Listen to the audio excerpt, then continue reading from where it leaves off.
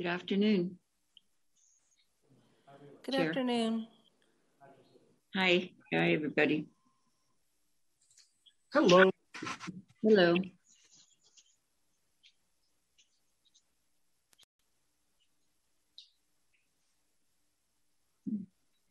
It's heating up nicely out there. I wouldn't know. I just went out to lunch, which is gorgeous. So Where's your office at? This one, I'm in the Simi Valley office. Oh, well, yes, it's going to be hot. Yeah, it's nice, actually. Nice breeze, but. Right here, it's 66. Oh. Right? But, you know, there's a chill. For me, that's a chill.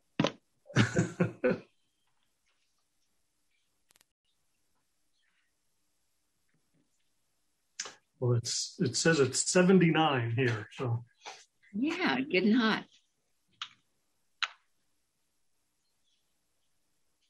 My goodness.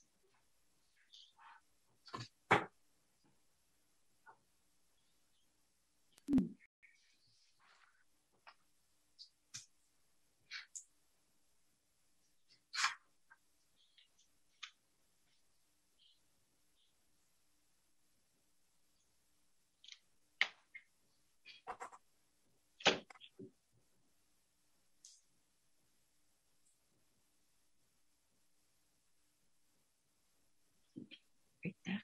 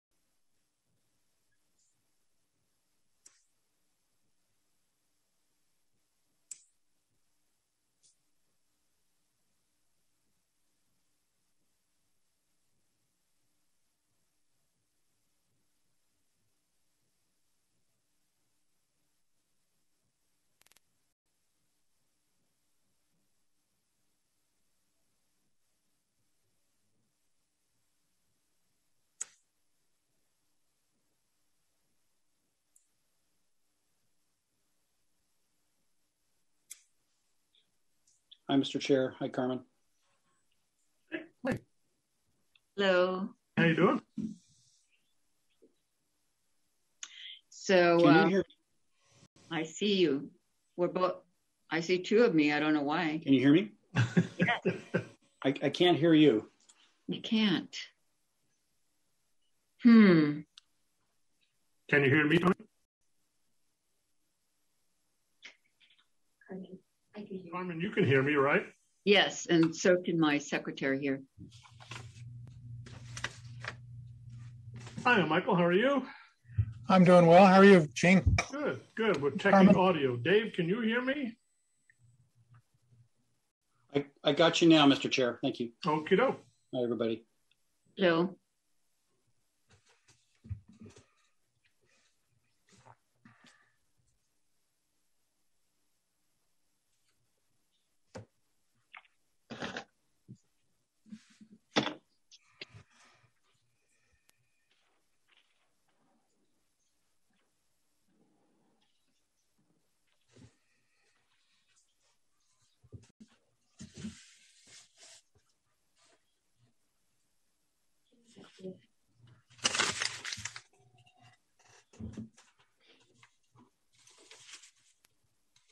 By the way, if you're wondering, I lost a fight with my dermatologist. So I'll leave it at that. Hopefully he has more Band-Aids than you. Yes, they do.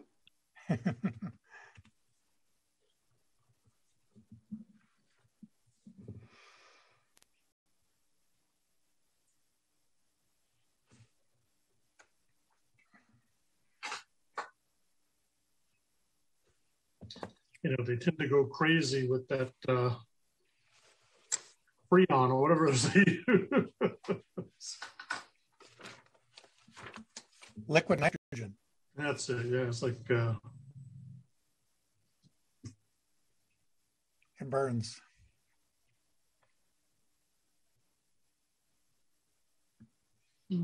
couple of minutes yet. Oh.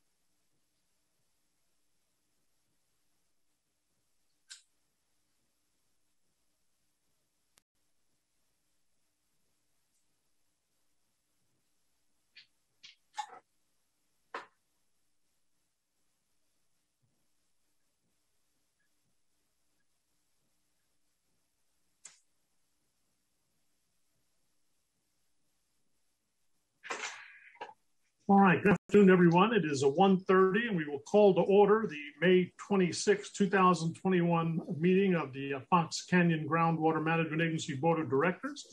With that, let me ask everyone to rise wherever you are and join me in the Pledge of Allegiance. I pledge allegiance to the flag of the United States of America and to the republic for which it stands, one nation, under God, indivisible, with liberty and justice for all. Oh, yes. Thank you. Madam Clerk, a roll call, please. Chair West. Yes. Director Ramirez. She's muted. There she is. Director Ramirez? Yes. Can you hear me? Yes. I'm here. Thank you. Director Mobley. Here. Director Tremblay. Here. Director Borchard. Here. Thank you. Let's move on then to the agenda review. Any changes to the agenda? No changes, Chair. Thank you. Public comments. This is an opportunity for public comment. Anyone wishing to address the board on matters not otherwise on today's agenda is welcome to raise their hand and be noticed at this time. None seen, Chair West. All right, let's move on to board member comments before we move to the consent agenda. Any board member comments at this time? None. Hearing none, let's move on to the consent agenda. There's only a couple of items from prior meeting minutes. Question or correction, the chair will entertain a motion to approve the consent agenda. Mr. Chair, move consent. And a second? Second. And a roll call. Chair West. Yes. Director Ramirez. Yes. Director Mobley. Yes. Director Tremblay. Yes. Director Borchard. Yes. All right, thank you. We have turning to the regular agenda, we have a short agenda, but one that's critically important. So we'll move right to item number 3, which is water supply and infrastructure projects for the Las Posas Valley Basin. Good afternoon, Chair West, members of the board. For the record, I'm Kim Loeb, GMA staff, and I will be taking this one. Next slide, please. So Natural recharge and current projects and infrastructure in the Las Posas Valley are not sufficient to manage the groundwater sustainably into the future. The Las Posas Valley is divided by the Somas Fault, which restricts movement of water, especially in the principal aquifers, into two subbasins as identified in the GSP as the West Las Posas Management Area and the East Las Posas Management Area. And the two management areas have different sources of recharge as well as different sustainable yields evaluated in the GSP. For instance, in the East Las Posas Basin, the Arroyo Simi, which becomes the Arroyo Las Posas in the basin, carries in treated wastewater effluent and dewatering water from Simi Valley that is an important source of recharge in the southern portion of the East Las Posas, even though it has a lot of salts in it. And in the West Las Posas, for example, recharge activities by United in the forebay, the diversion of water off Santa Clara River, creates inflows from the Oxnard Basin into the Las Posas Basin. The agency's had a long history of supporting water supply projects. However, our enabling legislation, the Fox Canyon Act, restricted our engagement in the water supply side and only allowed us to be involved on the demand side through regulating pumping. That all changed with the advent of the Sustainable Groundwater Management Act and your board's adoption of the GSPs and a companion resolution back in December of 2019. Next slide, please. In late 2015 and into 2016 and 2017, the agency co-funded a water replenishment study in Las Posas Valley with Callegas Municipal Water District, and that was a stakeholder-driven project with meetings to identify potential projects in the basin, review them, and rank them. Kenny Jenks Consultants was contracted to do technical analyses, and 7 potential project alternatives were evaluated that are listed here. Next slide, please. For the groundwater sustainability plan, your board directed a process through your operations committee to identify and vet projects that would be included in the groundwater sustainability plans and for inclusion in the future conditions modeling. The projects had to meet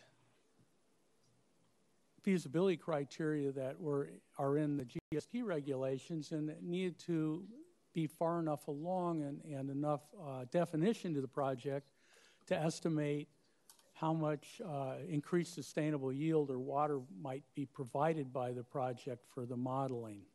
And 3 projects were included in the GSPs. And these were 3 that were also evaluated as part of that water replenishment study. 2 in the East Las Posas.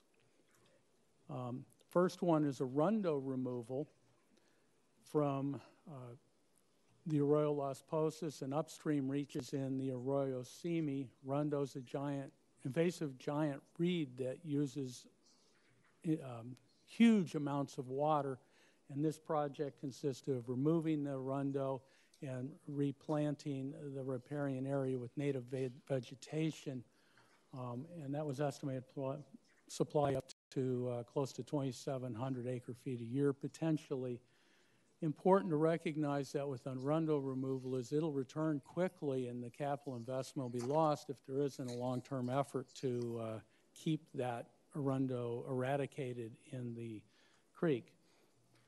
The second East Las Posas project was the acquisition of water from the Simi Valley Water Quality Control Plant to keep that water flowing into the East Las Posas. Simi Valley has indicated that at some point in the future, the time frame has changed, but that they intend to treat that water and use it. And so this would be to purchase that water and continue it flowing. And then the West Las Posas, the project that was in the GSP there was to purchase imported water from Cayugas Municipal Water District to deliver in lieu of pumping to Zone Mutual Water Company and Ventura County Waterworks District number 19, about 1,800 acre feet a year. Next slide, please. So as part of the GSP evaluation, projects that were not well enough defined at the time, this process was in 2018, not well enough to define to meet the feasibility criteria and the regulations or to estimate the benefit to the basin, and they were not included without prejudice. And one that was looked at but not included was the Moore Park to Salter project of the Ventura County Waterworks District number 1. Next slide, please.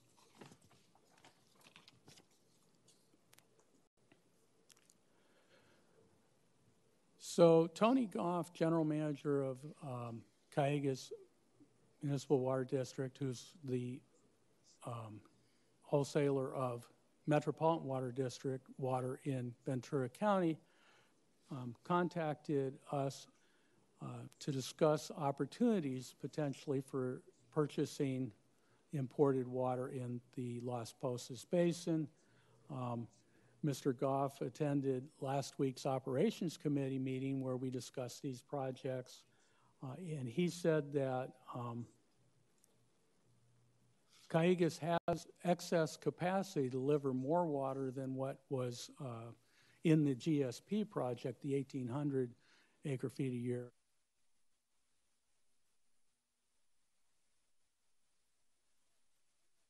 That past in lieu projects were Cayugas projects, and these were projects that were recognized by your board in the past, but this would be different if replenishment fee was used by the agency, and so that said the metropolitan rules would need to be evaluated, and so GMA and Cayugas staff plan to meet to explore this possibility further.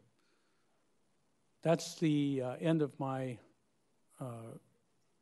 presentation on the Las Posas Valley Basin projects. Happy to answer any questions from your board.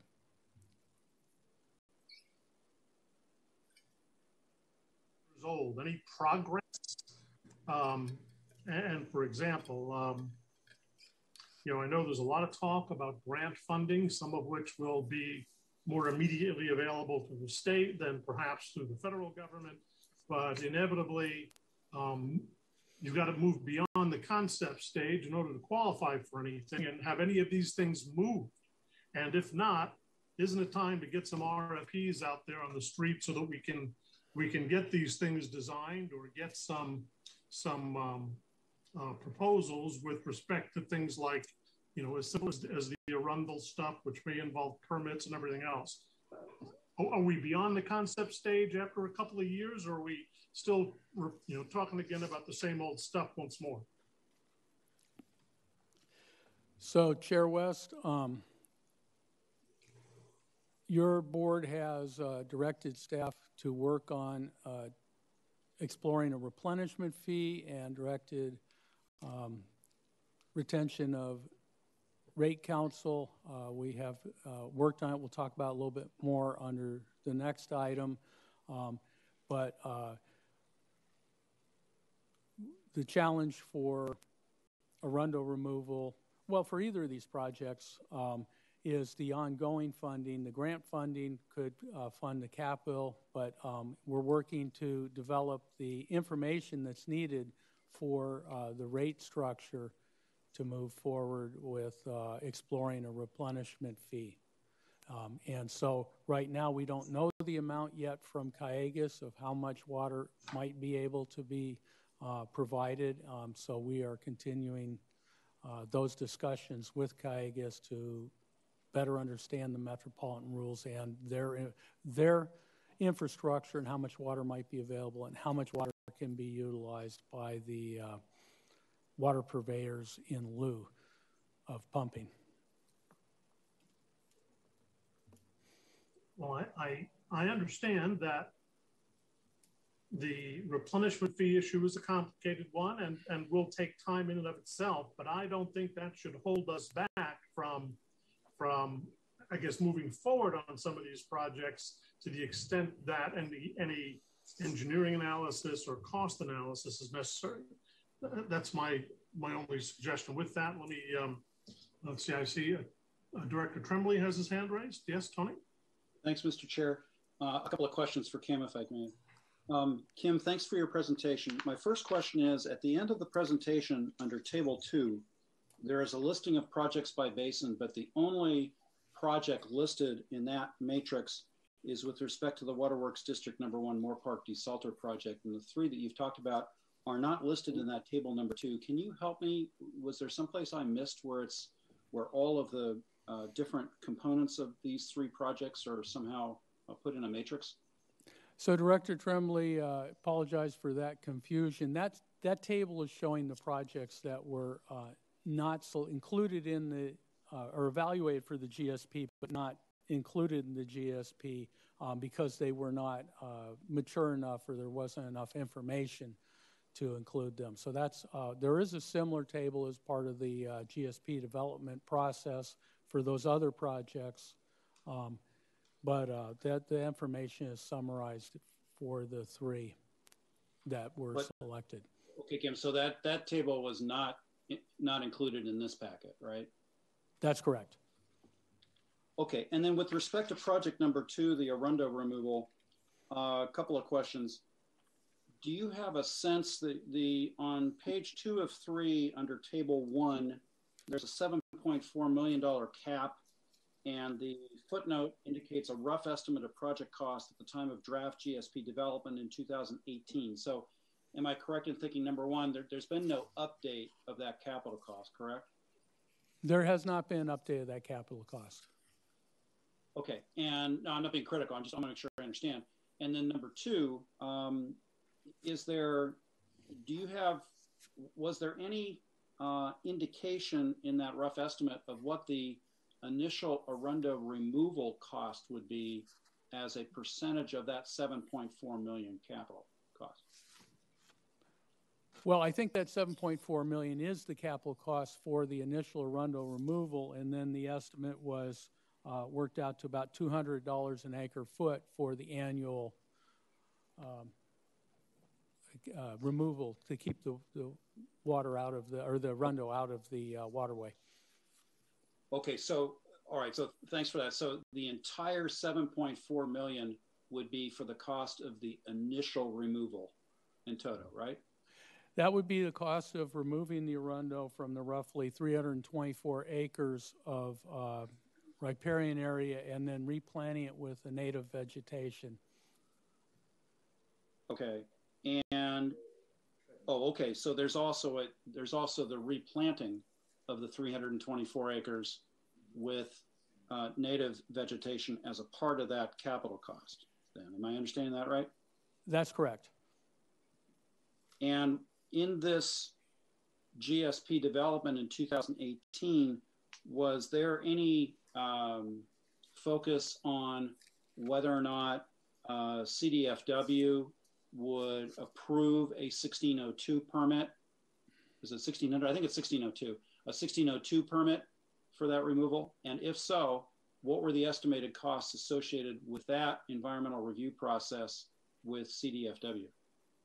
So, Director Tremblay, I know that there was a fairly involved analysis at the time of the GSP development and bringing that project in. For reviewing this summary, I don't have that, and bringing this summary forward, I don't have that information.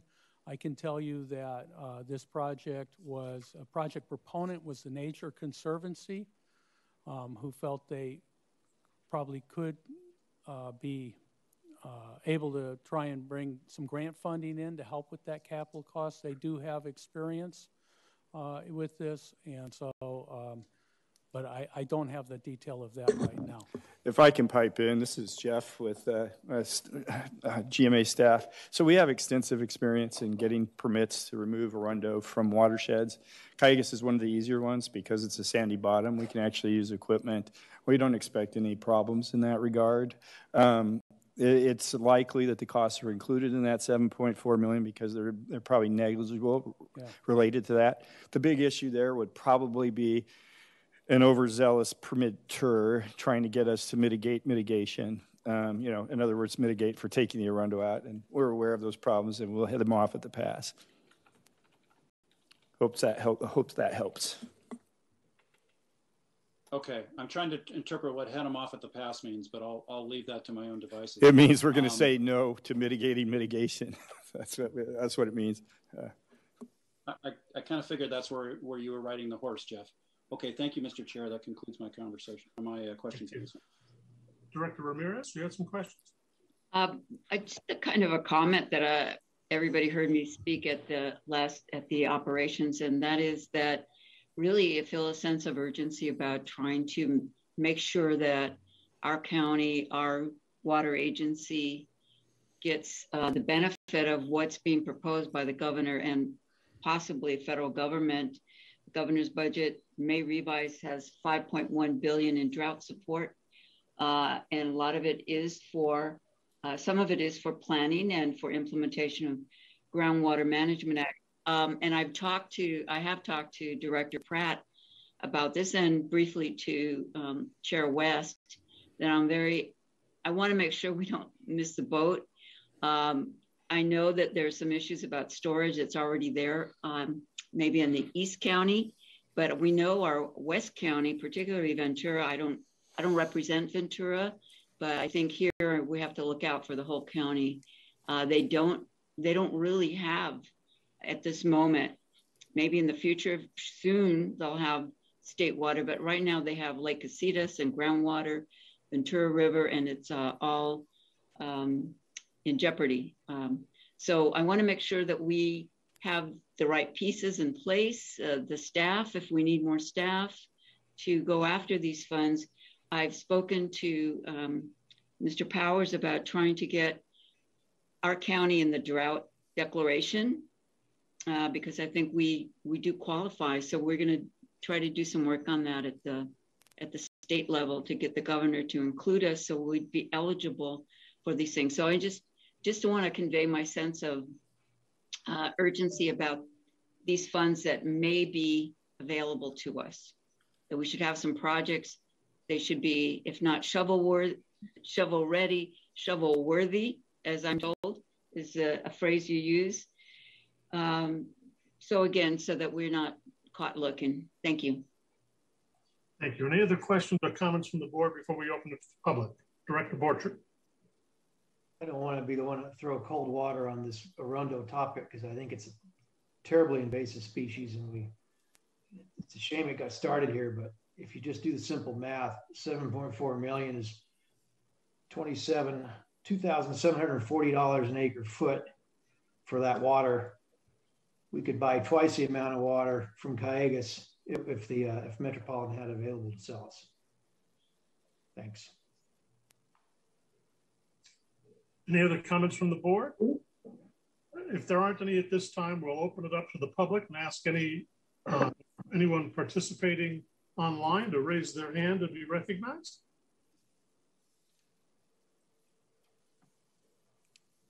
We have a representative from the Crestview Mutual Water Company. Yes. Good afternoon, board chair and members of the committee or Groundwater Management Agency. This is Robert Aranio on behalf of Crestview Mutual Water Company.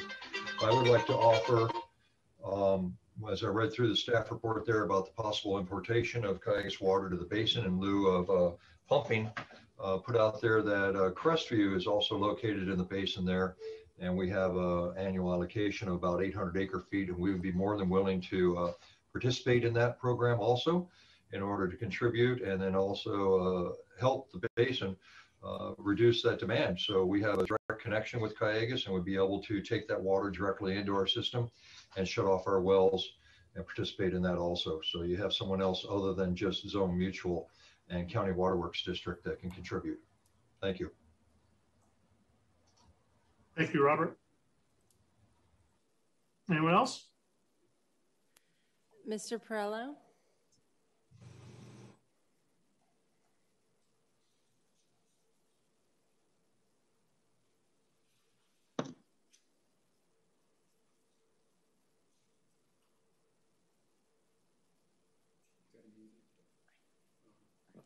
I unmuted. There we go. We can hear you. Go ahead. May I speak? Please. Okay, thank you. Thank you, Chair West. I had the opportunity to attend the operations meeting, and there was discussion rather lengthy about opportunities because of funding and potential funding coming into this area. Are we prepared to go after this? Does their staff, it seemed to be just from watching the meeting, a little bit of hesitancy on their staff that they may need help or they may be overworked. Is there ability in this time of extreme importance to talk to somebody upstairs? Mike Powers, somebody upstairs, the Board of Supervisors, to get more staff so we can take advantage. There's a very famous statement that I learned from somebody in watershed protection. If we're not at the table, we're on the menu. I don't want to be walking away or have anybody in the county walking away realizing they didn't get served because they didn't show up at the table. So I'd like to make sure we have staff in place that we can ask for these funds the way we need to ask for the funds. I'll address this again on the next item. Thank you. Thank you for letting me speak. Thank you, Bert.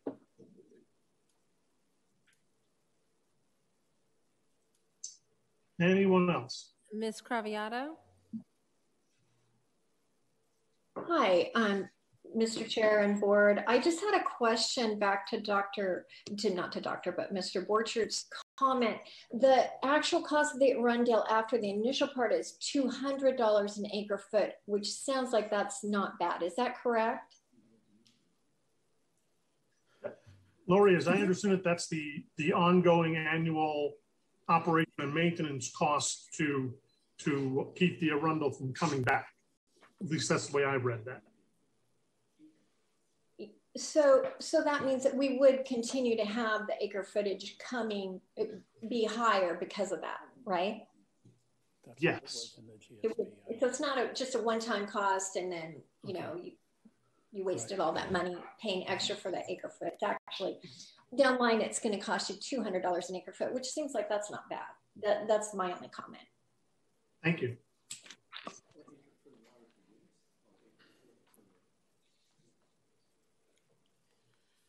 No other comments seen, Chair.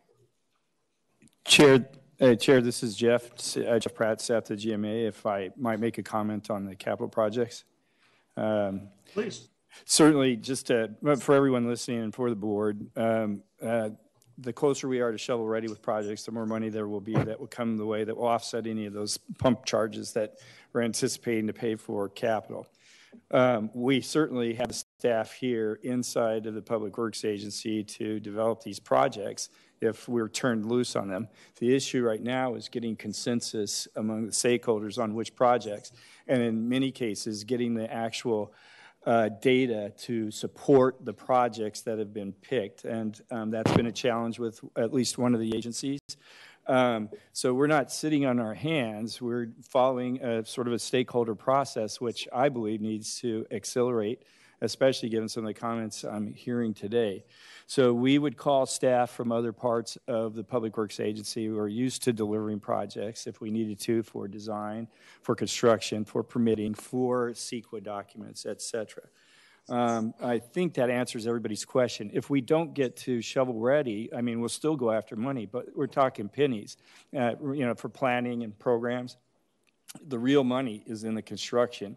And I would urge your board, and I've urged past boards, and I've urged past stakeholder groups years ago to get to the point where we knew this was going to be a reality.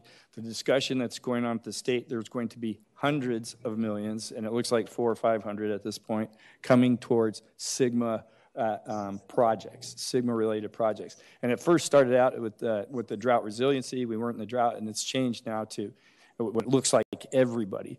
So things are moving in our direction, and we can be poised. We just need your board's direction on that. Thank you, Jeff. You know, I think from at least what I'm hearing from the board and my own perspective is that, you know, if there's a gas pedal that we can press, we should be pressing it. And I appreciate that there are obstacles out there, and some of them may be money and some of them may be individual stakeholders. I don't think any of those things should get in the way.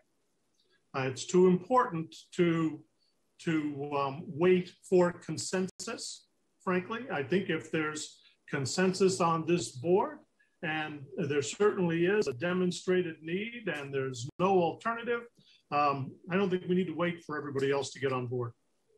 Sometimes that's what leading is.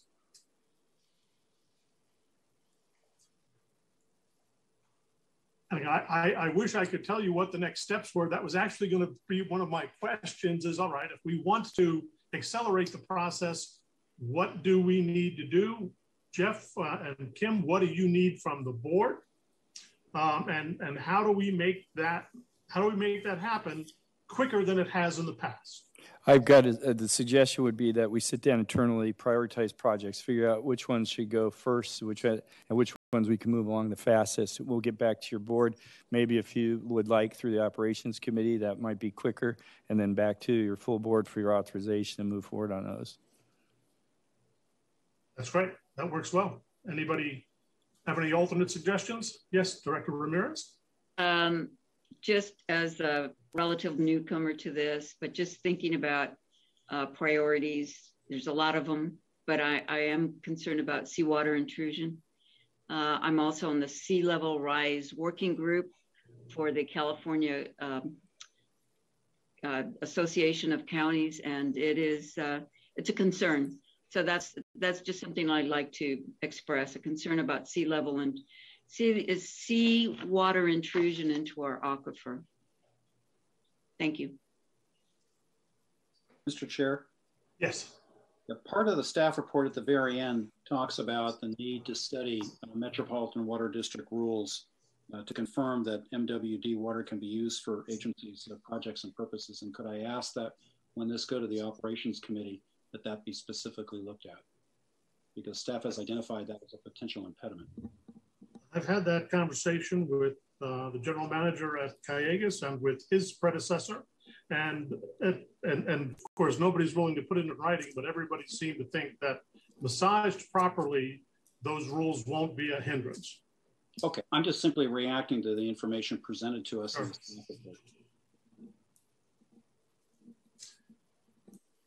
Anything else from the directors? This is information and direction. I think we have received and provided both.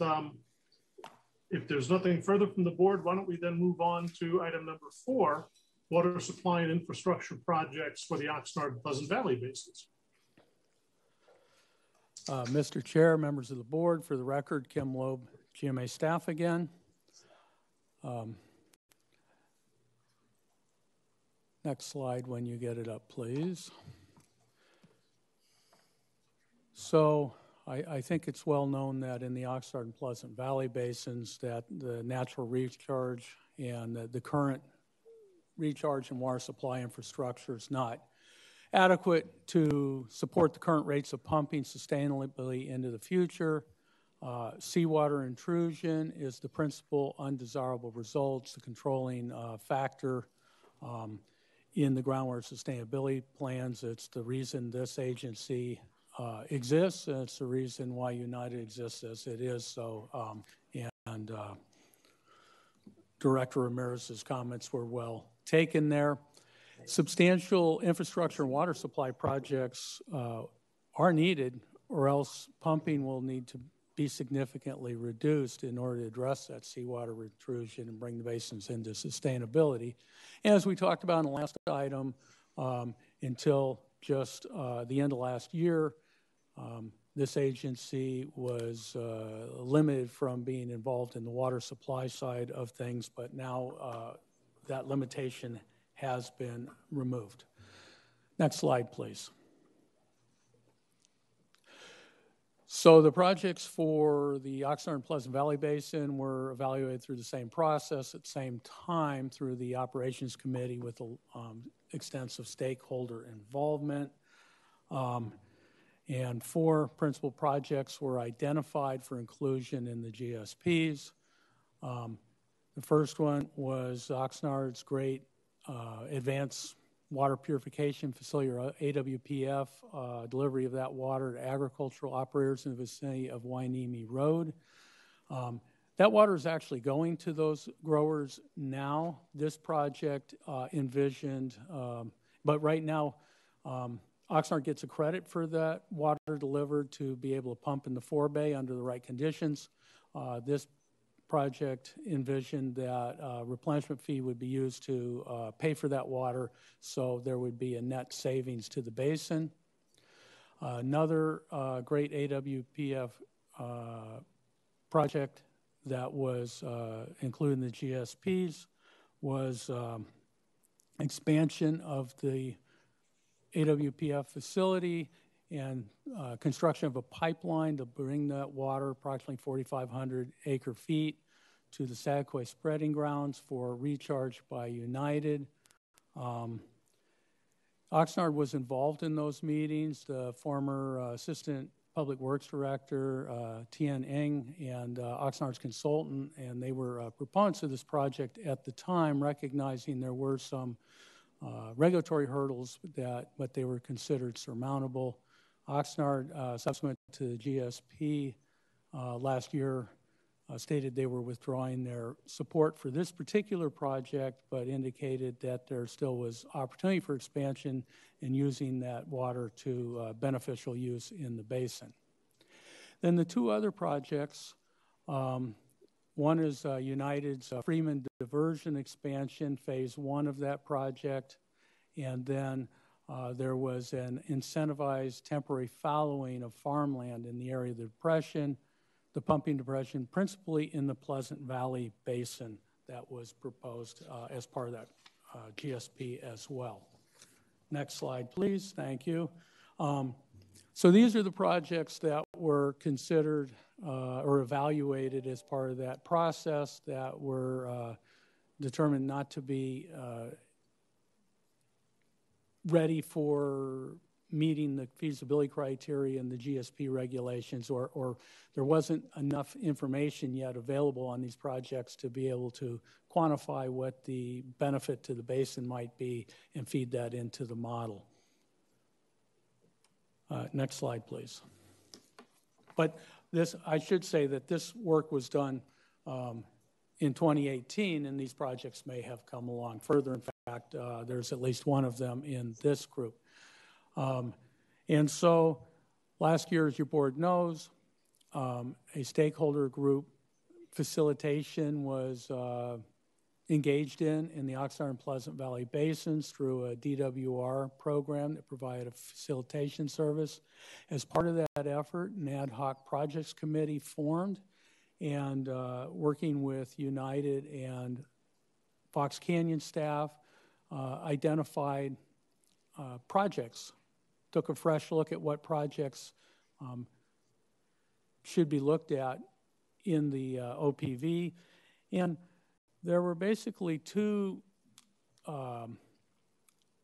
suites of projects that were developed. One was focused on basin optimization, and when we talk about basin optimization, what we mean is shifting pumping both laterally and vertically between the aquifer systems to minimize the seawater intrusion and other undesirable results to increase the yield of the basin. That seems like a good thing to do, and it is. However, to do so requires extensive piping to move water around and move water to areas where we reduce pumping, and may mean new wells need to be drilled and other wells destroyed. So it's not simple in that regard. And then the other suite of projects looked at was focused principally on seawater intrusion.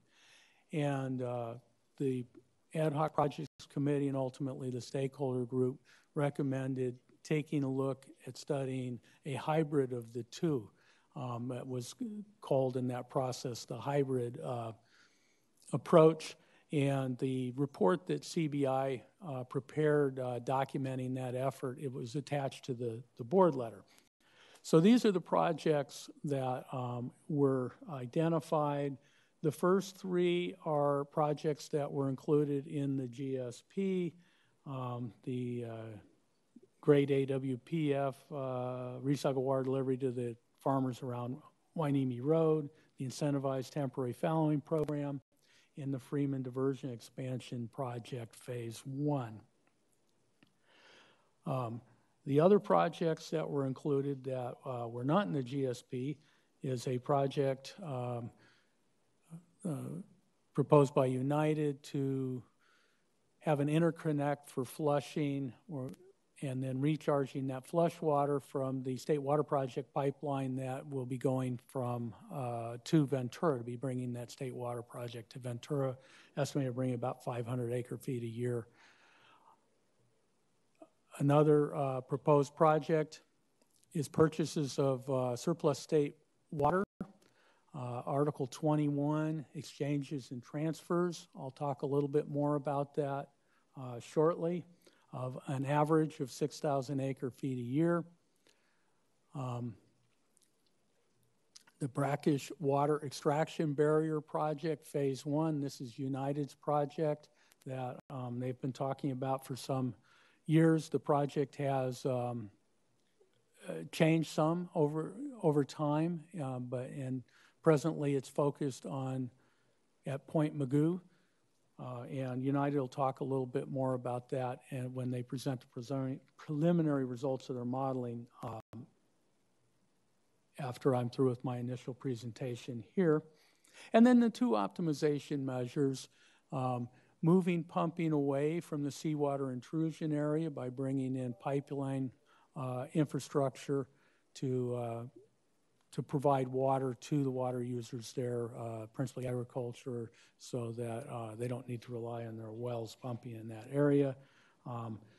The capital for the pipeline infrastructure was not included in the estimate in the work that was done for the projects committee, but that was estimated potentially increase the yield basin by 4,000 acre-feet. And then the last optimization measure as part of this suite of projects was to shift pumping for United's pumping trough pipeline wells from the lower aquifer system to the upper aquifer system. So the PTP pipeline delivers Santa Clara River water when it's available, but when it's not available, United has to provide water to those customers. And presently it's pumping from the lower aquifer system.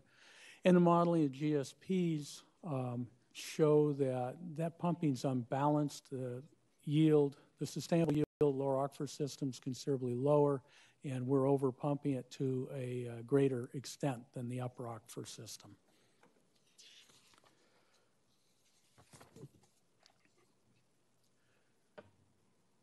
So as we talked about under the other item, your board directed staff to begin investigating a replenishment fee for development of projects, and that's on two tracks. The first track is for developing funding for supplemental water when it's available. That water is, even though it's 6,000 acre-feet annual average, it's only available in very wet years, and then other years it's not available, so we need to be ready for when it is available.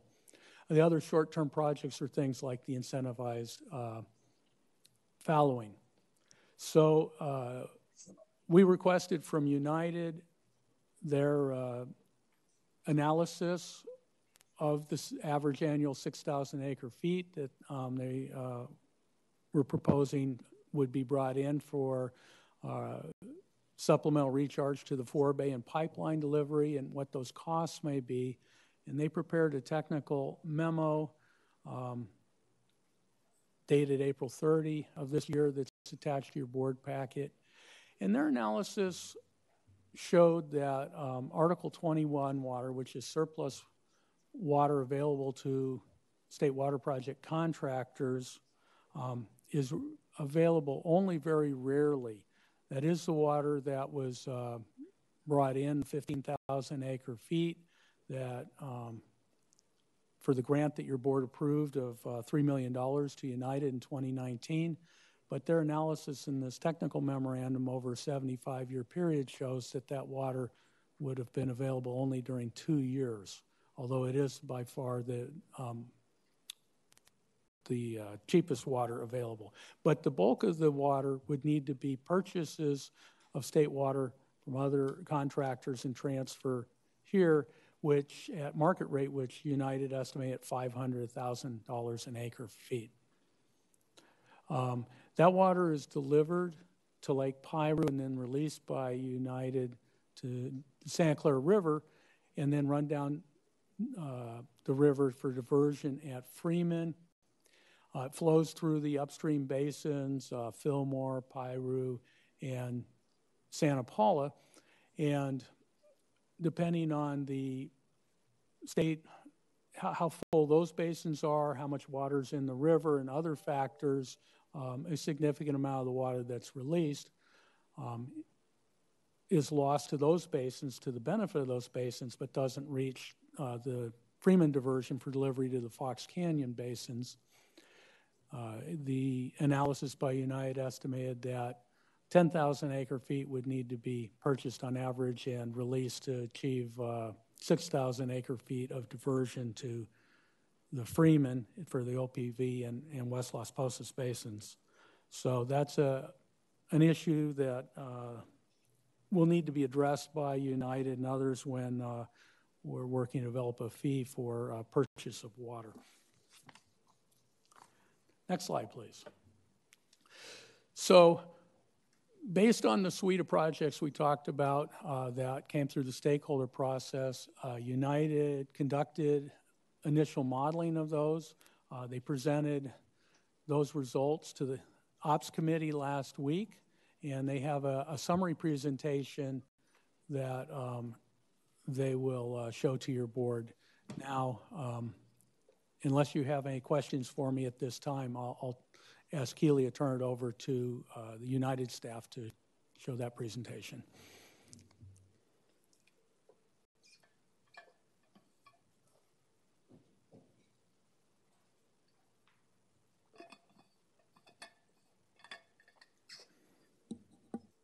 Okay. Good afternoon, Mr. Chair and directors of the board. So we have a presentation for you. It's a two-part presentation related to our initial modeling results for the new projects proposed by the OPV stakeholder group. So my name is Bram Surku. I'm a senior hydrologist at United. So I'll start the presentation by explaining how we really did the modeling and make all the projects come together and how that works, and present some modeling results related to surface water and operationally. And then John Lindquist, our senior hydrogeologist, will follow up and present the results related to groundwater modeling and seawater intrusion, and he'll present some conclusions as well. So let me pull up my presentation here.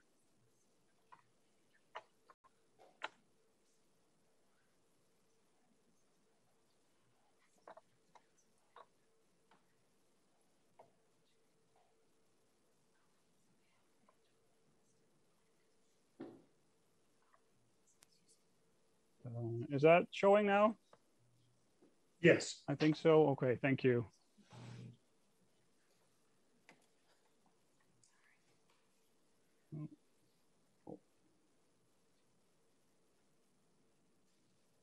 Okay, so here on your screen, you see an overview of the Oxnard Plain here. So part of United's operations there includes diverting water at the Freeman diversion up top. And then some of those diversions are used for artificial recharge, and our spreading ponds located in the forebay. Part of the diversions then go to surface water deliveries to the pipeline systems for the PTP and PV, as you can see indicated here in the green and orange colors. So we have an existing surface water distribution model that can model all these operations and great detail with a high resolution. So what the model essentially does, it uses the divergence, and then based on the demand, we project for surface water deliveries based on some operational rules on how we prioritize where the water goes, based on infrastructure limitations, what's the conveyance capacities, what's the maximum recharge amount in the basins, et cetera, et cetera. We can calculate then on a daily basis where that water goes. So that model has been in existence for a little while, but to model all these additional projects that we'll be talking about and that Kim already introduced to you, we really need to significantly expand this model and update this model so we can handle all these processes. So that's what took us a while earlier this year to get that all up and running and make sure it's, with sufficient accuracy to model all these projects together. So that's partly what we're reporting out on today. So a first big change we had to make, and that I do want to highlight here, is that we'll assume that pipeline deliveries are possible over a much greater area than that they currently are. So I said our PTP and PV pipeline systems here, we will assume that pipeline deliveries can be made all in these colored areas here. So for PTP, this whole area can be serviced by pipeline, PV, this whole area. So currently, sure, a lot of these wells are able to take, or these parcels are able to take surface deliveries, but not all lands are able to be or take surface deliveries. So we'll expand the pipelines, or at least assume for our modeling that all the lands here can be serviced by pipeline deliveries. And then more importantly, in the coastal zone, we assume the same. So we define this new area where we want to reduce pumping. So we'll assume that pipeline infrastructure will be built so that pipeline deliveries can be made to this area as well to offset pumping there. So that's a major change and an implication for, a cost for putting all those pipelines in. And before I present all the projects, I do want to reiterate here, currently the sustainable yield for the basins are 51,000. So if we want to meet the total demand at approximately 90,000, we really need to close the gap here between the current sustainable yields and the total demand, and that's where all these projects come in. So the first project that's proposed or that we analyzed, I'll go through them and explain where necessary. So the first project is New State Water project imports. So that's 6,000 acre feet per year. So I want to remind you that we've already been successful in importing new state water in the recent years, United, and also with collaboration of the FCGMA, we've imported 40,000 acre foot of water since 2017. So we've ramped that up significantly in recent years, demonstrating it is a real possibility to get to that 6,000 acre feet per year with some additional efforts. So the second project that's implemented that gets additional water here at the Freeman diversion is a Freeman expansion project. So that's a two-phase project, combined good for approximately 10,000 acre feet per year of new water. Essentially, that project consists of improving our facility so we can divert higher flow rates. Now our maximum rate is 375 CFS. We want to move that up to 750 CFS. And secondly, also putting in the infrastructure needed to divert water with higher suspended sediment concentrations so we don't have to stop diverting when there's lots of sediment in the river. So that's essentially that project. We've already made good progress on that one as well. The hydraulic design for the intakes done. We're moving on to physical modeling for that structure. And we already started construction just now on the Grand Canal, which is a portion of this project. So a third project in the same area on the forebay there near our facilities in Sarikoi is State Water Project Interconnection Pipeline Flushing that Kim mentions. That's 500 acre feet per year. If the pipeline needs to be flushed, we can recharge that water in one of the recharge basins. So those are the projects up top here that provide new water at the Freeman diversion for recharge, as well as surface water deliveries. Then the other project at the other sides of the basin here at the bottom is brackish water. Brackish water, for this modeling effort, we assume 10,000 acre feet of pumping with a 70% efficiency, which would yield us 7,000 acre feet per year of new supply of product water. However, this brackish water treatment facility, it's a seawater intrusion barrier. So in addition to the 7,000 acre feet per year of product water that we get, it also increases the sustainable yields by an estimated an additional 10,000 acre feet just because of that seawater intrusion barrier that's there. So that allows more pumping in the basin without negative effects. So that's a big help as well. So that water gets delivered primarily to the coastal zone to meet demands there. So and then the recycled water, which was mentioned by Kim as well, 4,600 acre feet per year gets added as well. So these two projects, recycled and brackish water, these get used first in our modeling to supply folks here on the coastal zone. If there's more supply than there is demand, we estimate this at about 7,000 acre feet per year. This supply on average is greater than that. So if there's additional supply by these two projects, we also assume that that supply could go and meet the demands on PV or PTP, if there's a demand at the right time. So, but we're not quite yet, so we need the optimization as well to really close the gap to fulfill the total demand here. So, and the final project is a series of optimization. One of the optimizations really optimize the delivery, so we reduce pumping near the coast or switch between or focus more on the upper versus the lower aquifer, which can get us additional sustainable yield as well. And one project I want to highlight here is United putting in new wells in the forebay, because all that additional water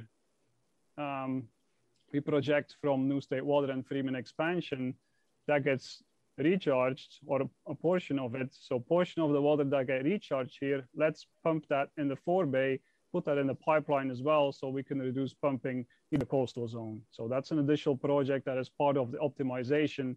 And we assume, or we estimate that will be between 2,000 and 7,000 acre feet per year of additional sustainable yield. So with these projects, we feel good we can meet the total demand requirements here. So one other project I do want to add as well is a voluntarily fallowing, 2,700 acre feet per year of sustainable yields. So we may not really need that project. It's modeled right now in our suite of modeling, but we may not really need it with all the other projects to meet the total demand here. So I do want to take the opportunity to show the complexity of the model. It took us a while to get this in order.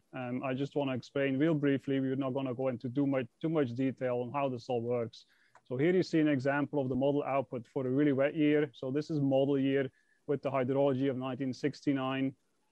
This is the daily output of the model for the whole year from January all the way to December on your right. So all the colors indicate where the water really goes when we divert it. So all in blue, that's recharge to a recharge pond. So we see lots of the water goes to recharge.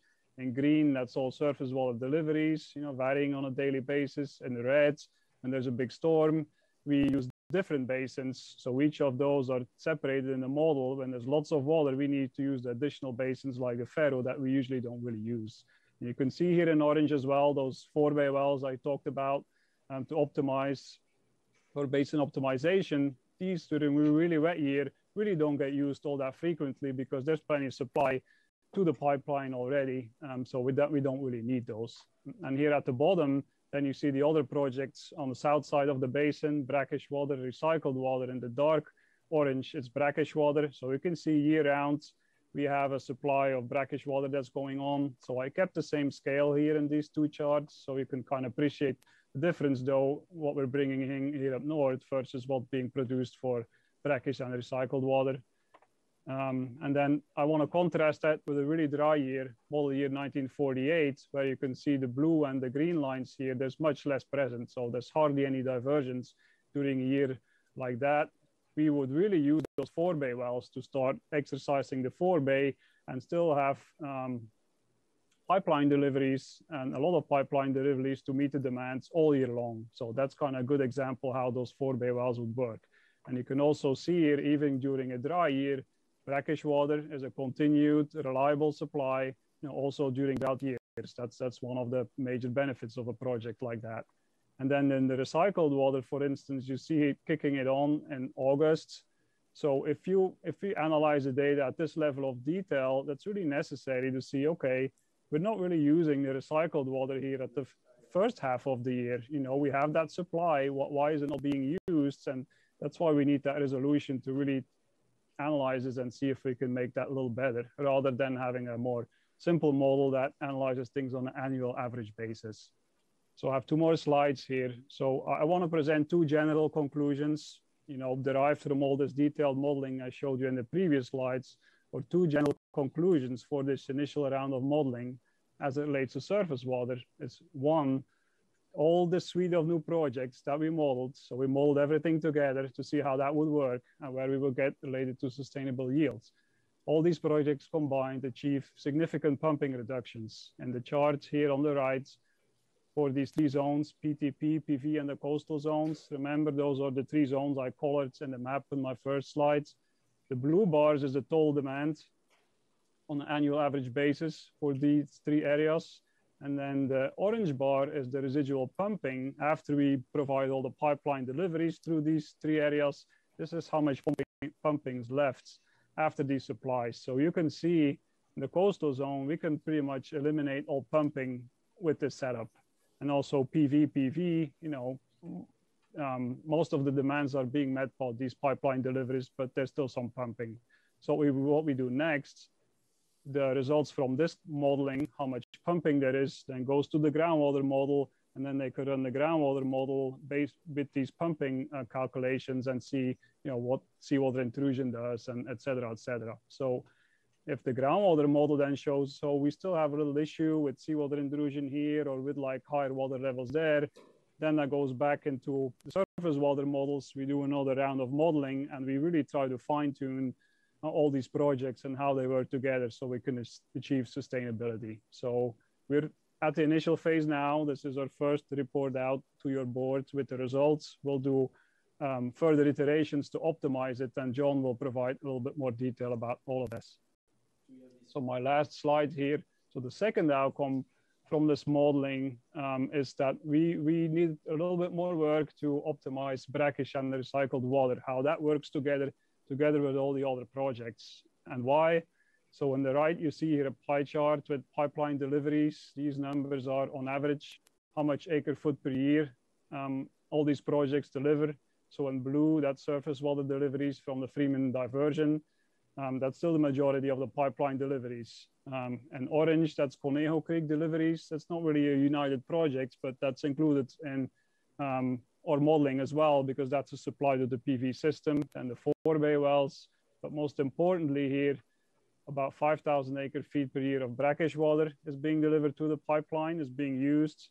And then about 2,700 acre feet of recycled water. But if you remember, we assumed 4,600 acre feet of recycled water was available and 6,000 acre feet per year of brackish water or product water is available. So the way the demand is and the timing and the amount of demand versus the supply by these 2 projects, there's a little bit of a mismatch, and we can't really put all the available water supply for these 2 to a good beneficial use and to meet the demand. So we need to optimize that a little bit so we can really fully use the water that's available, which will further improve the modeling results, of course.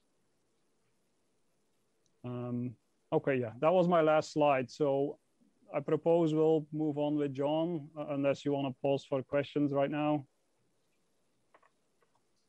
No, why don't you go turn it over to John and we'll ask questions when he's done. Thank you.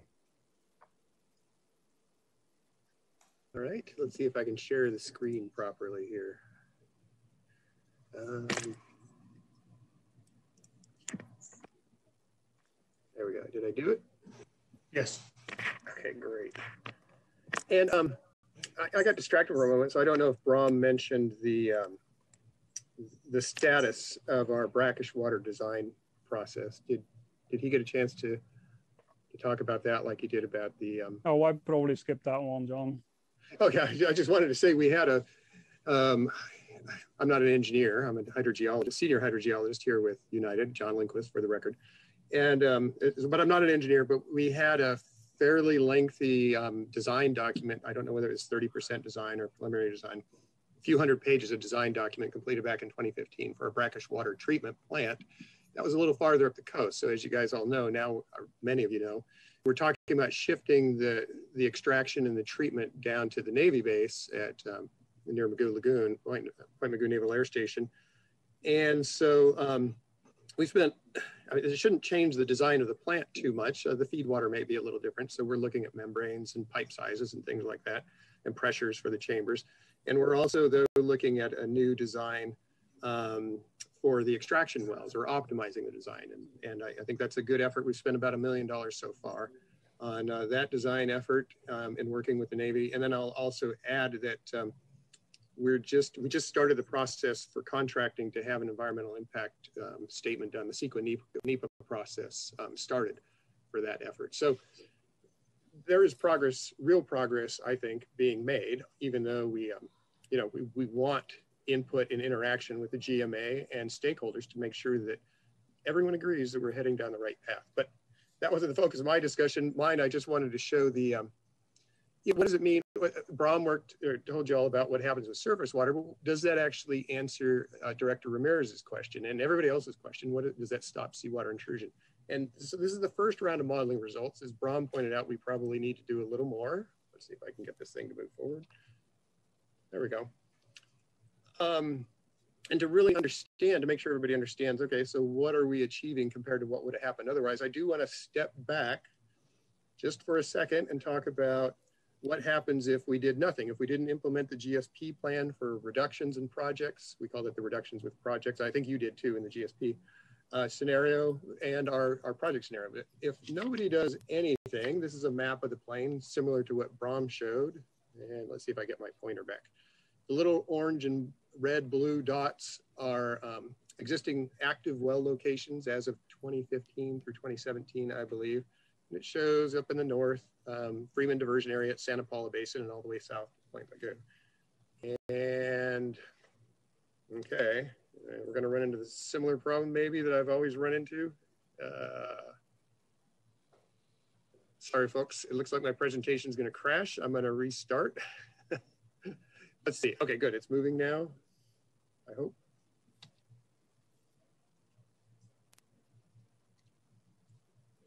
Okay. I'm sorry, I'm gonna have to restart my, my presentation. Just give me a moment if you would.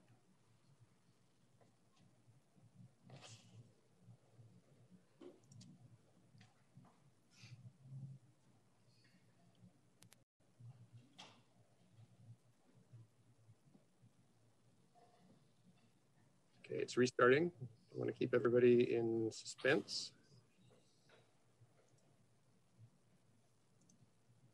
That was faster than I expected. Okay, so my screen says I'm sharing again. Is that? Yeah, we're seeing, yes, you are. Okay, excellent. And what I'm going to do is I'm going to skip the laser pointer because that seems to be the persistent start point for my troubles. So this dotted red line shows the seawater existing seawater intrusion front as it existed in 2016, and it's about there today. It doesn't move very fast. It might have advanced in a little farther since we're in a drought. And this is in the Oxnard Aquifer. And I'm not going to show a separate one for the Magoo Aquifer. The Oxnard Aquifer seawater intrusion front does a good job of illustrating how far seawater is advanced into the upper aquifer system. And then these other colored red dots represent seawater intrusion front in the Hueneme Aquifer around Port Hueneme as of 2016 and around Point Magoo Naval Air Station in the Fox Canyon Aquifer at the same time frame.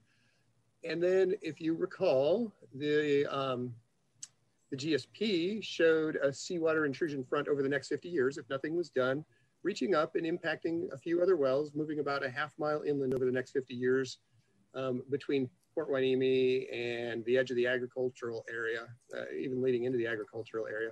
And then advancement of up to a couple miles over the next 50 years when you get closer to Point Magoo Naval Air Station.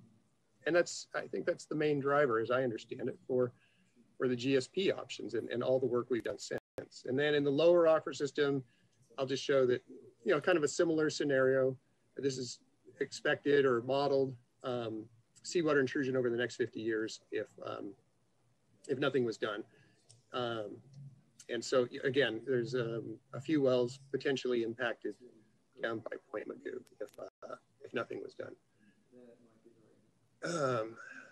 Sorry, I think I've got to come up with another, I've got to open a different presentation. I'm sorry, that's an old one. Sorry, folks, I will do this in just one second.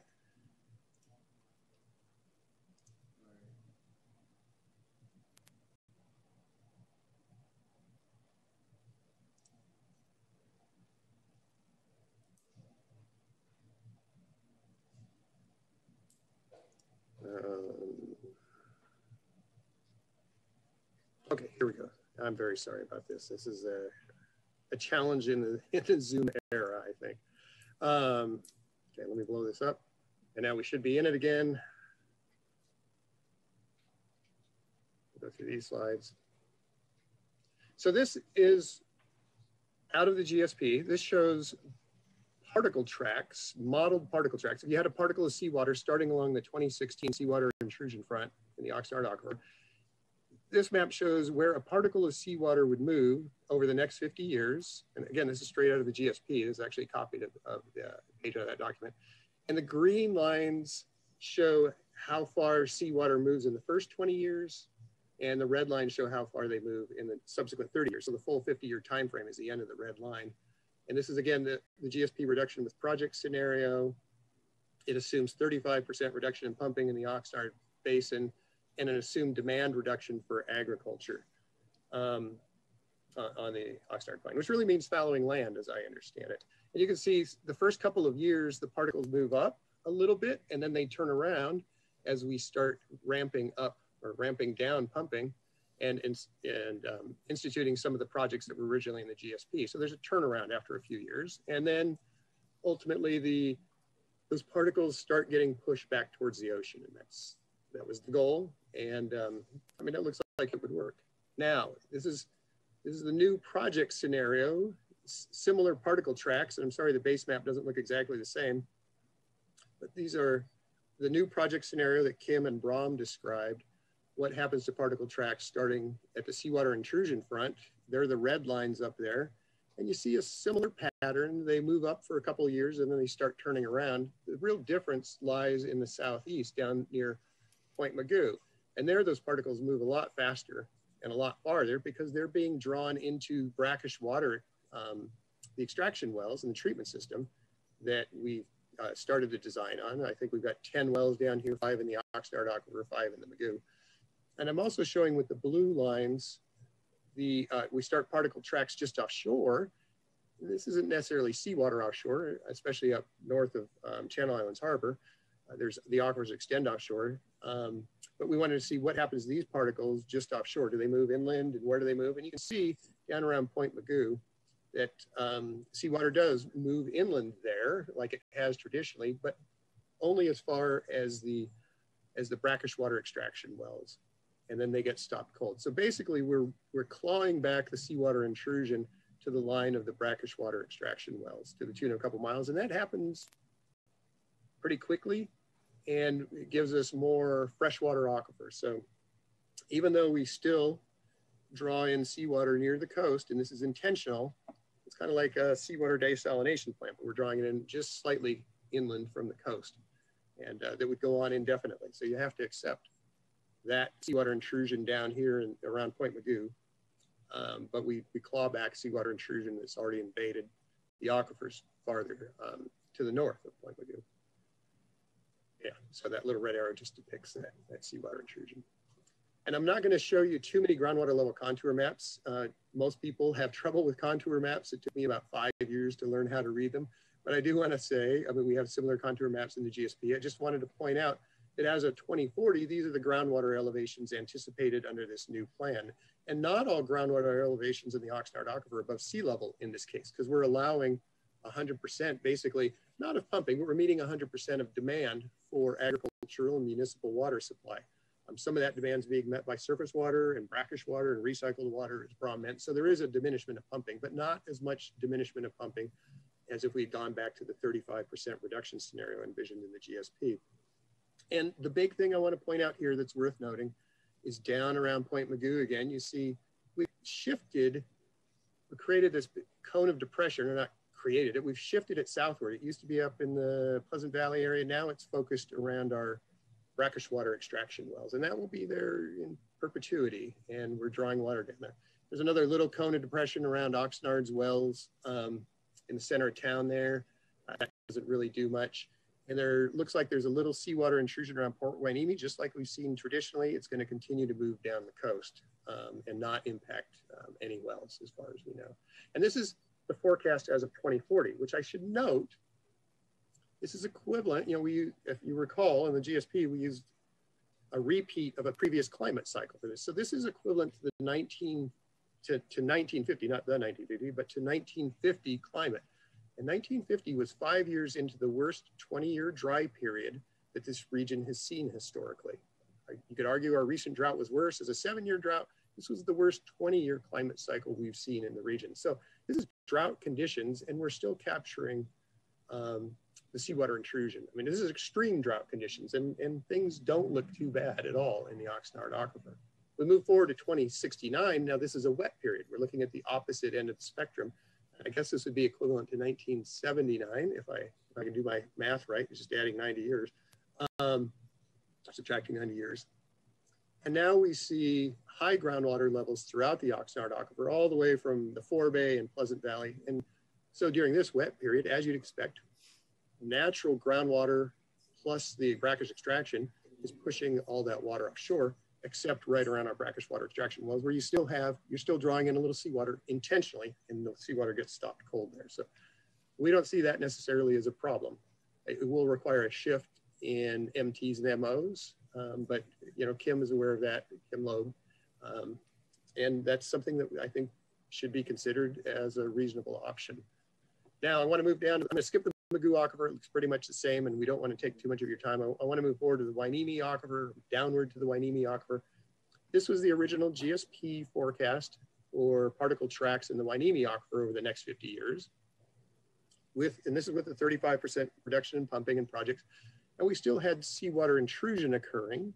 It looks like it goes in about a quarter mile, I guess that is, north of Port Hueneme, Pleasant Valley Road, and then it moves to the southeast down the coastline. So this was considered, I think it was considered successful. It seemed like a reasonable option in the GSP. Now with these projects, this is an area where we probably need a little more work, another iteration, like Brom said. We don't see this as a disaster, but you can see particles are now moving in more like a half mile to a mile, and they're going a little bit different direction around Port Hueneme. So this is something that needs to be fixed. We've only done one iteration of modeling. I'll come up at the end of the presentation with a few potential options to deal with this. We never thought this first iteration was going to solve all the world's problems, and it didn't, but you'll see in a minute, I think we get pretty close. Then I'm going to dive down to the last couple of slides here of graphics showing the Fox Canyon Aquifer. I focused on the upper, the lower looks about the same.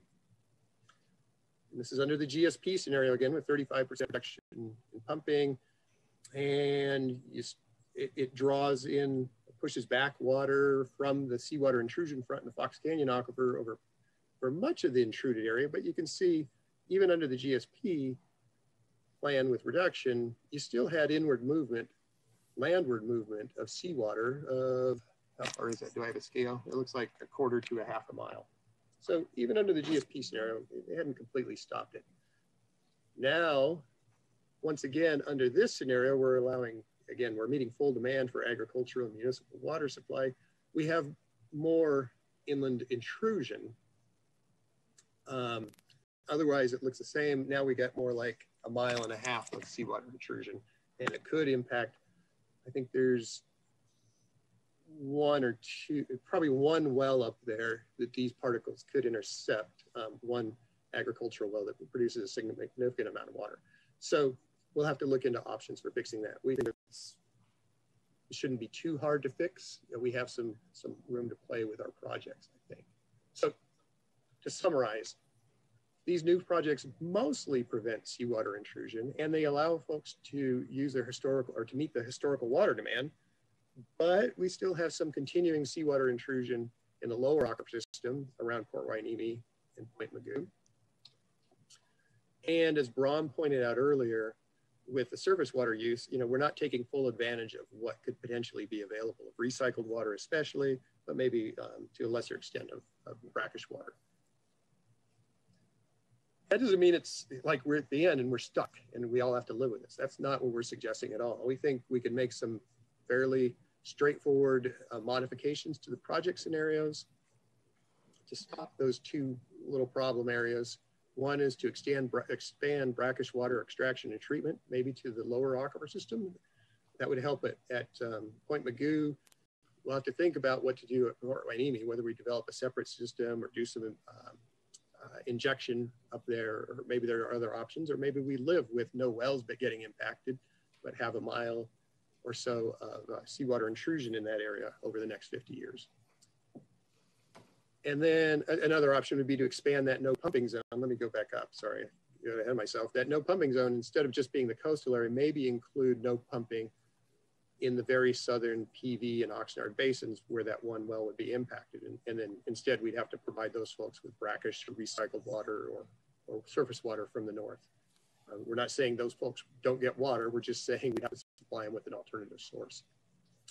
And so, like I said earlier, this scenario was just the first iteration, and we're very sorry that it took us so long. We've been working on 3 other GSPs, and as Bram mentioned, this was a lot more work than we expected just to figure out the surface water movement.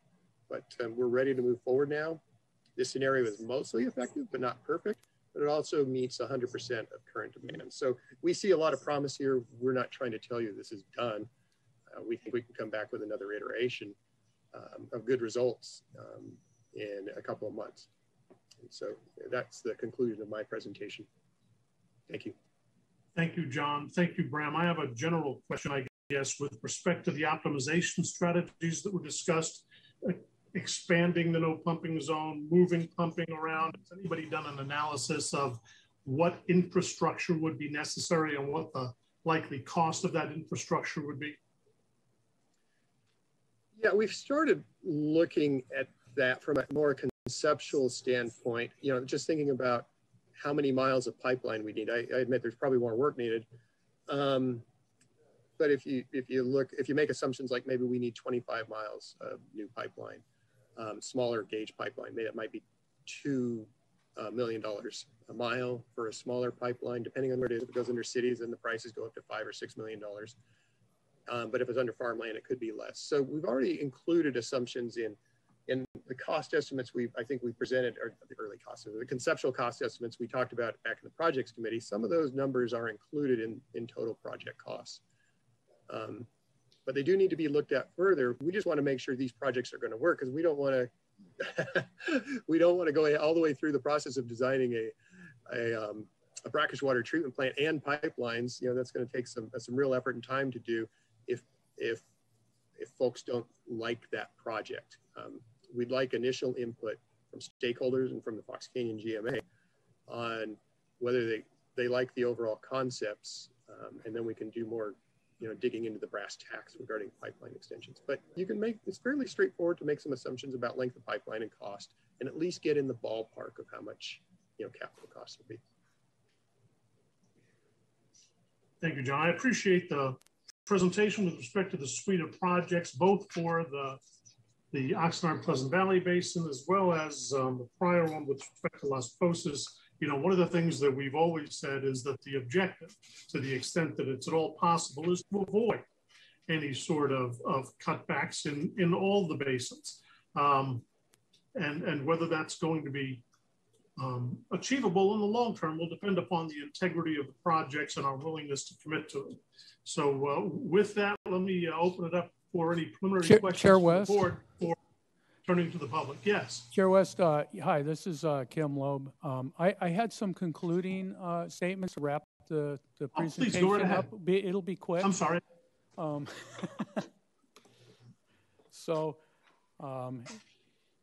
Again, I want to thank the United folks for the work that they did on that modeling. Go to the next slide, please. And some of the takeaways there, as we see them, is, sustainable yield under SGMA is a number of acre feet a year, the basal support, without causing undesirable results under a certain scenario. And so, unfortunately, with the current model suite and the brackish project as it's defined now, the seawater intrusion essentially continues unabated in the lower aquifer system. So that's not a sustainable scenario. And if the projects meet the demand, but we're not sustainably managing the basin, then we're in trouble in 2040 because we have to address that seawater intrusion. We have some concerns about the brackish project. I know that the United has a technical advisory group or committee that they're working with the state regulators. The state regulators have a lot of concern about moving contamination around. I think United is hopeful they'll be able to overcome that, but there is a lot of concern about that. The project has changed a lot over the years. John mentioned that there was a engineering design back in 2015, but this is a completely different looking project for, and this, there's also a concern that at the operations committee last week, United staff was suggesting that maybe the project would be scaled back because they're producing more water than could be used locally. But it seemed today they were suggesting that the project should be scaled up to be a larger project. So it's still not quite there. So we need to make sure that, time is of the essence, as I'm sure you know. We need to make sure that we are moving forward with the right mix of projects that will address seawater intrusion, which is the principal reason we're here and why, what we need to do to maintain sustainable yield in the basin. Next slide, please.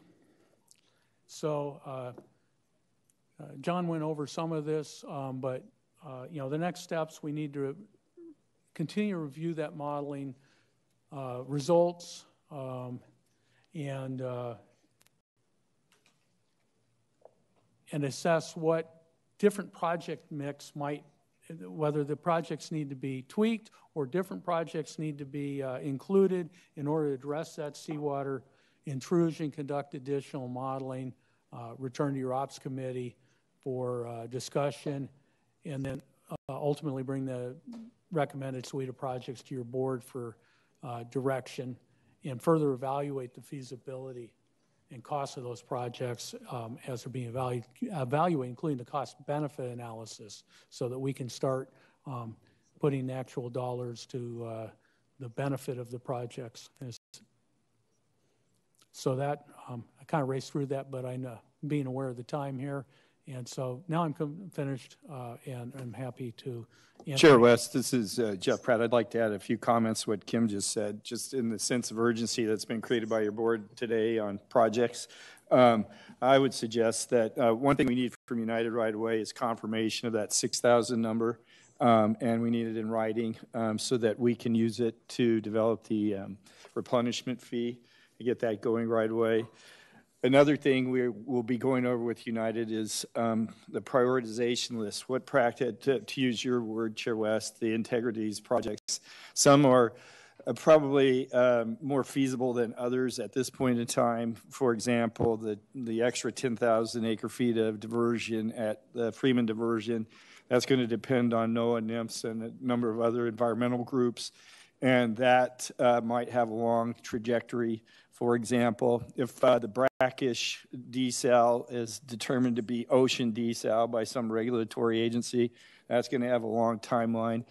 probably going to want to lay out some expectations for United so that we know project timelines, when they're going to do their CEQA analysis, when they'll do their permits, when they'll get conceptual approval maybe from the regulatory agencies on more difficult projects. Meanwhile, we're going, with the sense of urgency to get to that money, we're going to be looking at other opportunities out there. So far in OPV, this suite of projects has been all that's been talked about. So we're going to start opening it up a little further. Given the direction we've gotten from your board, and we'll be back to you with a report on that. Thank you, Jeff. And you raised one of the questions that occurred to me as I was listening to the presentations, and that is what the time horizon looks like on each of these projects going forward. Some of them obviously are simple, or simpler than others. Some are incredibly complex. And I think in evaluating them, one of the questions would be, what are we looking at a 10-year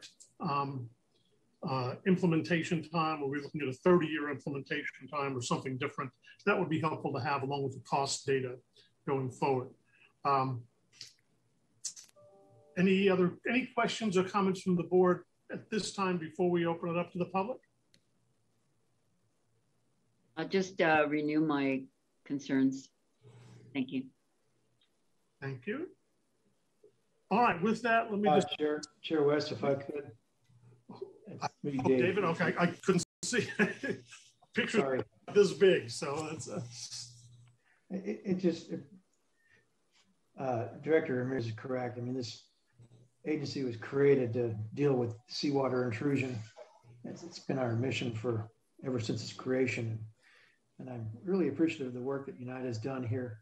I want to make an observation or a thought that I had, in that it seems to me that SGMA allows us to have, as a GSA, a fair amount of flexibility in how we achieve sustainability. In other words, if we're doing such a great amount of work in the upper aquifer system, but we had to sacrifice a small amount of seawater intrusion in the lower, and so therefore we have to maybe take wells offline in that lower aquifer system. We have to provide alternative water through the brackish project or these other projects. Provided that lower aquifer intrusion didn't just continue extending long term, but it had a stopping point, it seems like that would be a consideration that this agency could make as meeting sustainability. In other words, I don't know that we have to take it so rotely as zero intrusion, but on the whole of basin sustainability, and sustainability in my mind is a lot of things, and it also includes the health and welfare of cities and residents and farmers.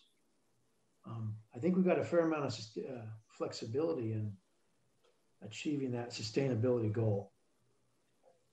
That's all I've got. Thank you. Gene, can I make a comment? Please. So when it comes to the brackish water treatment plan, I think it's better to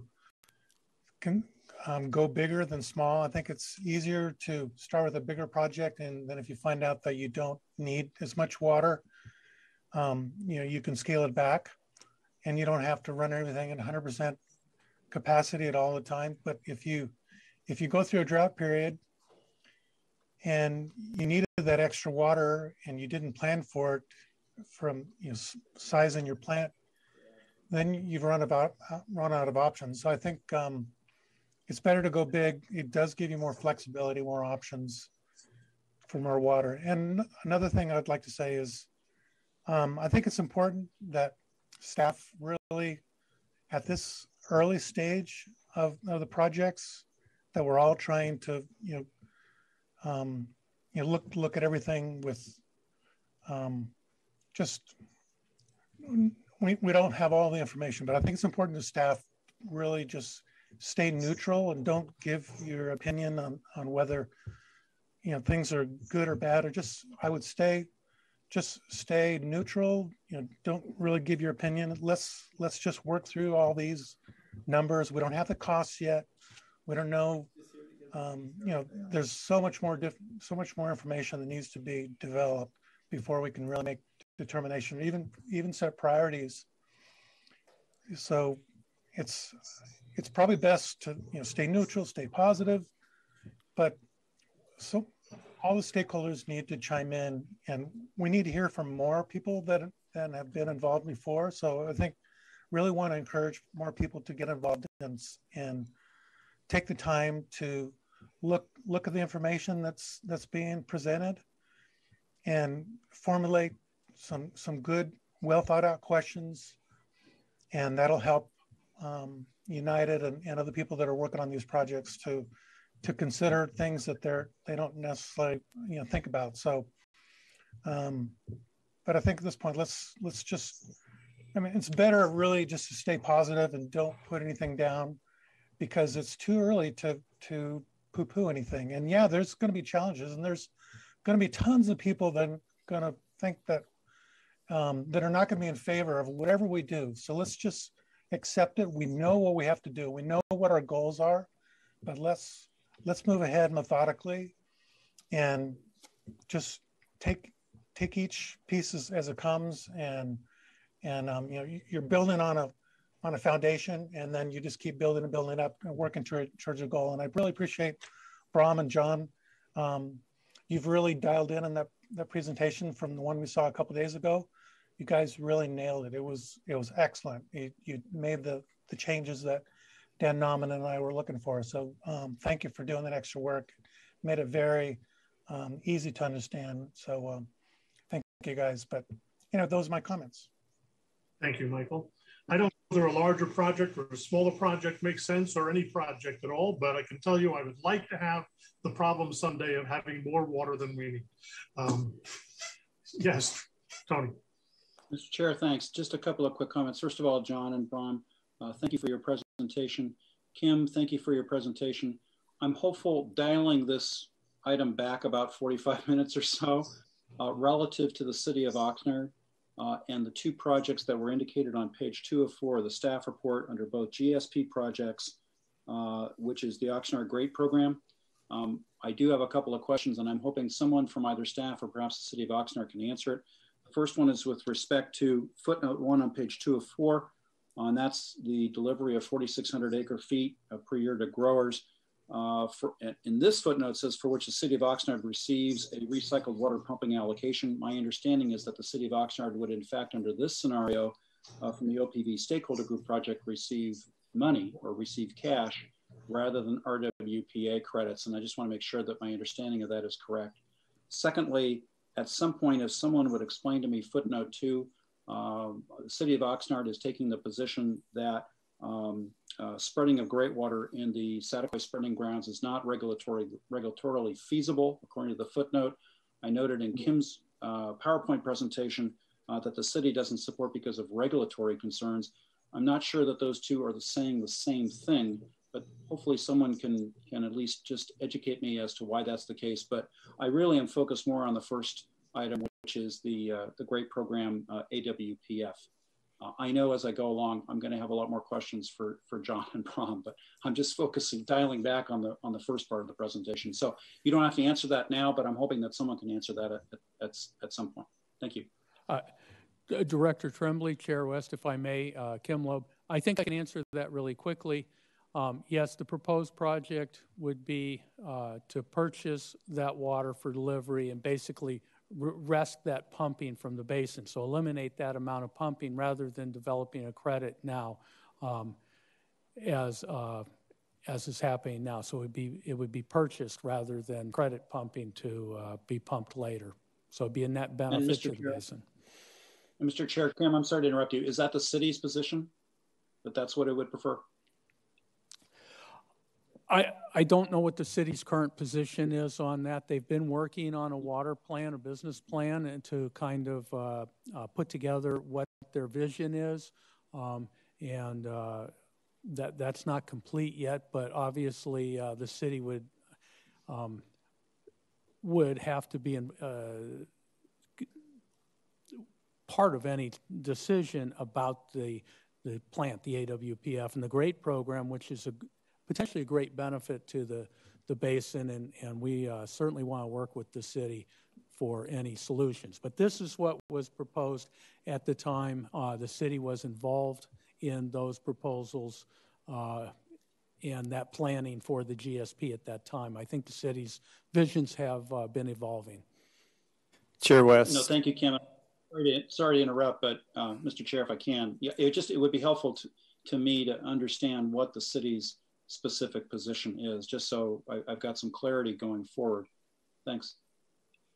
Chair West, Director Tremblay, on footnote number 2, prior to the GSP, it had been a suggestion of the then City of Oxnard staff that this be accomplished. The only regulatory hurdle to clear where there were drinking water wells within a distance that the Division of Drinking Water would have required that they be given an alternative supply of water, or the tracer studies be done to ensure that that water wasn't making its way to their drinking water in an approved time, right? So that was, I think that's the regulatory issue they're talking about. We'll be meeting with them next week. We'll get more clarity on both those issues. We can report back to your board. Excuse me, Chair West, Ms. Klima just texted me and said she's ready to answer that question if she can be recognized briefly. Sure, it'll be fine. Okay, well, someone able to let her in. Kelly, can you let her in? Thank you.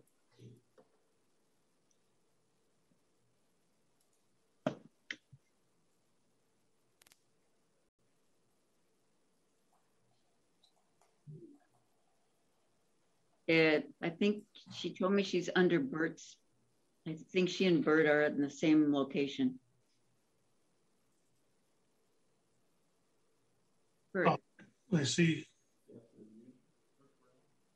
Bert's picture. Oh, you go. You're not muted anymore. Go right ahead. Doesn't look like Sherry, but she's there.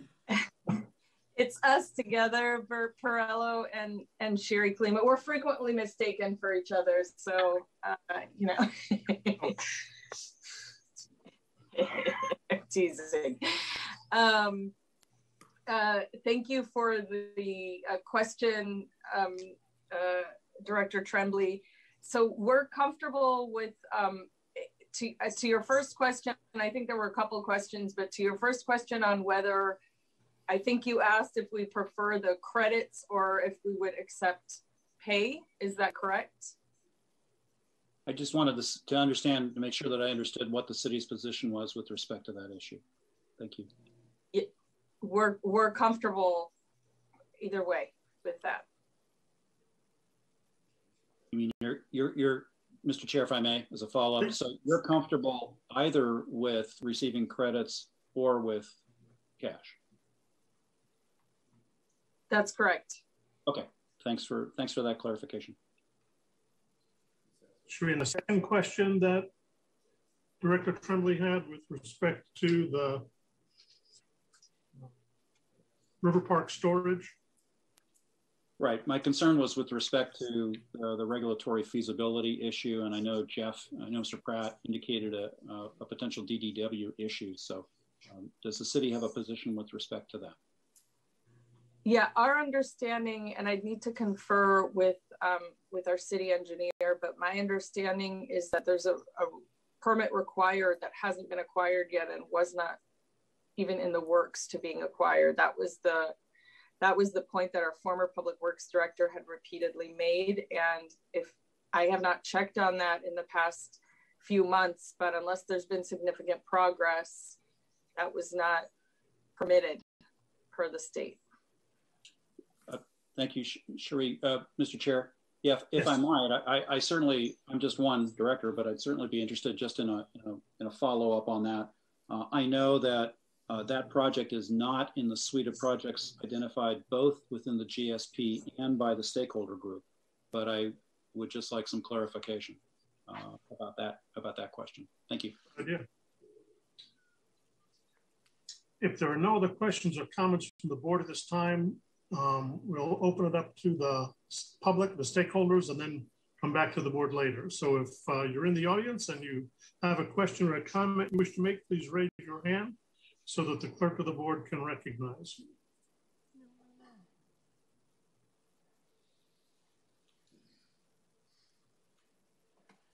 Mr. Gromko? Yeah, this is Jürgen Gramko. Hello to Chairman West and board members.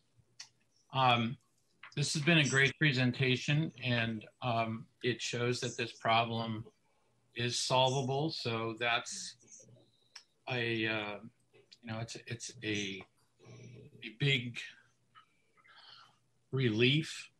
Of course, it's years away and many dollars away, but I want to go back to when we did the GSP. I was disappointed at that time that so few projects were allowed to be considered as part of the sustainable yield. And the result of that is that we've been now confronted with a very low sustainable yield, which requires a very high cutback. And the magnitude of that cutback has raised tensions among stakeholders to a point where, we're fighting each other, very, very strongly. And if we could all have some comfort that the GSP could be revised to include these projects and that would lower the tension level, maybe we could just drop the whole argument of whether there needs to be a minimum and what that minimum needs to be. That at this point has become a deadlock. And, when John started the presentation, he showed that if you do nothing, not a whole lot happens. So the urgency that we all seem to have may be, misplaced. Obviously, these geological phenomena happen slowly and are dependent on drought cycles and wet cycles, and the water has to percolate through the soil, so that all takes time. And I think if we could just lower the temperature as far as the degree of cuts and the expectation of where the endpoint is going to be, we might get away from the risk of adjudication. And to Kim's point at the end, where Kim says, well, you know what? All of United's projects still don't solve the seawater intrusion. I would say this, I'm not sure I'm going to get this saying right, but something to the effect of don't let the perfect get in the way of the possible. And I always understood the GSPs to mean that you didn't have to reverse seawater intrusion and come back to a point of no seawater intrusion. It is that we had a metric established by the 2017-2018 period, and that conditions couldn't get worse than that. So that was a period that had some seawater intrusion, and if we can stabilize around that, then seems to me we would be meeting Sigma's requirement. So having said all that, I would ask that the board think about how this progress on projects might incorporate it into the GSP sooner rather than later, and maybe that'll help us all work together instead of fighting with one another. Thank you. Thank you, Jürgen.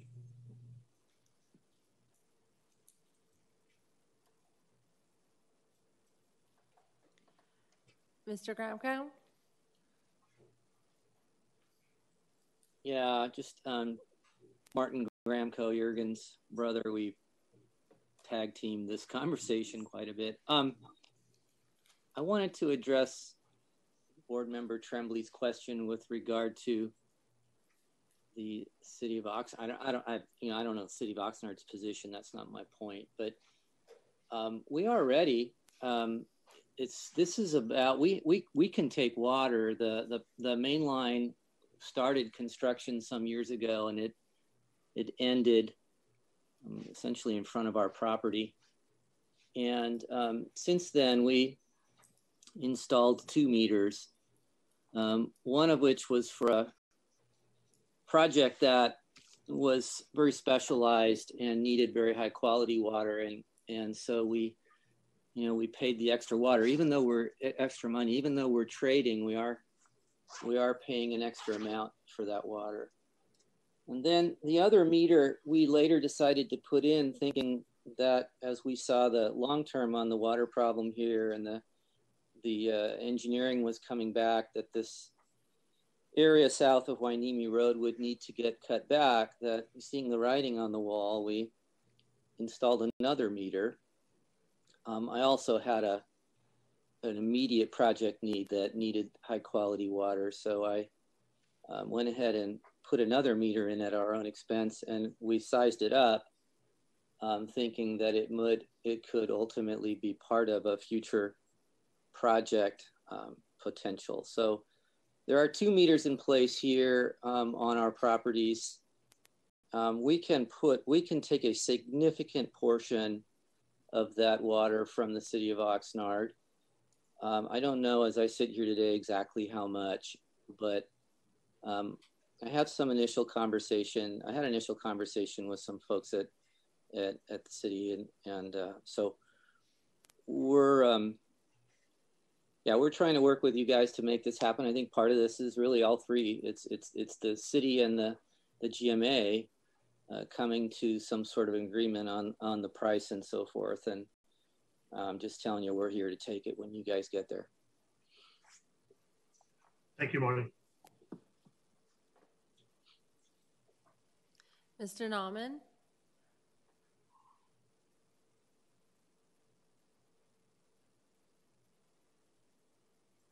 Dan, you're muted.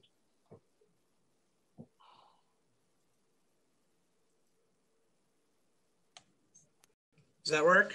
Yes. Okay, I just wanted to comment on a couple of things that Kim said all afternoon. One is in the Santa Clara River watershed, we've documented through the water modeling and everything else that all those basins are connected. So everything flows from Piru into Fillmore to Santa Paula, gets down to the Mound Basin, flows into the Oxnard Plain. So as those basins are full, it continually keeps running. And as far as the water deliveries, historically, if you look back, we've on really wet years, on the limited water harvesting amount that we can get at 375, we've reversed seawater intrusion where we've had artesian conditions even at the CB base and other places. So what we have in place with the idea of expanding the Freeman Diversion Facility to achieve taking what I call muddier water that historically we wouldn't take because of endangered species, we're adjusting how we're operating.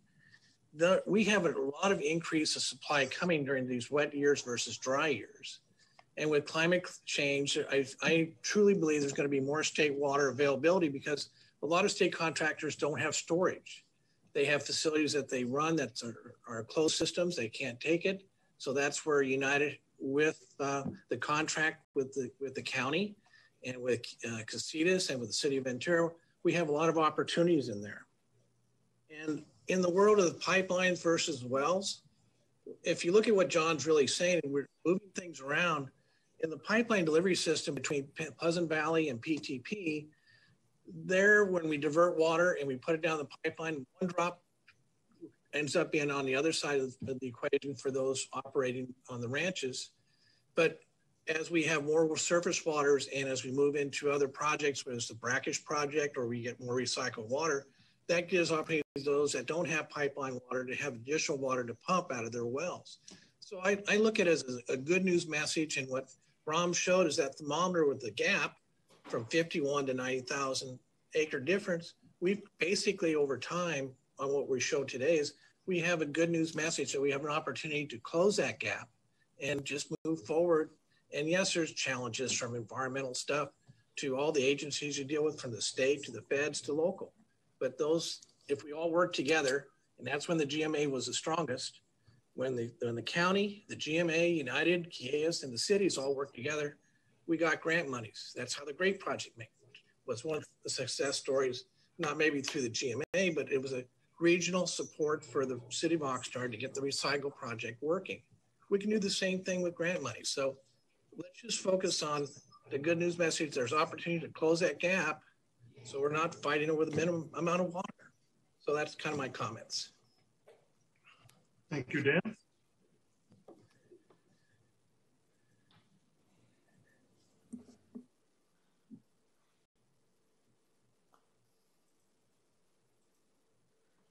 Mr. Broom? Good afternoon, Chair West and Board of Directors. Just a quick comment, just echoing what Mr. Nauman said. I think it is if you look at the study, it's very encouraging. I compliment United on their work. You know, it strikes me that by augmenting what we can do off the river in the forebay and then doing a little more interties, maybe some pipelines need to be built between the cities and the agricultural users in the large districts, we're a long way along to managing this basin closer to that 90,000 level and away from that the struggle that comes with 51,000 acre feet of sustainable yield. You know, I think similar to what was done in the Las Posas Basin when they did a study and they looked at the pipelines in the ground and what was capable of being moved either east to west or amongst the larger users, they found that there was more capacity than they anticipated. And I believe that's the case for Oxnard. I think there's a lot of large entities and of course the districts and the cities that, you know, when it comes down to it, maybe a study needs to be done to see what we have currently in place and what we need. And I would support any effort that gets more engineering done now so we can get in line for that grant money that may or soon be available from our state or our federal government. So whatever we can do to push and cooperate in terms of getting that paperwork done, you know, I think is going to be really beneficial for us going forward. Thank you. Consultant.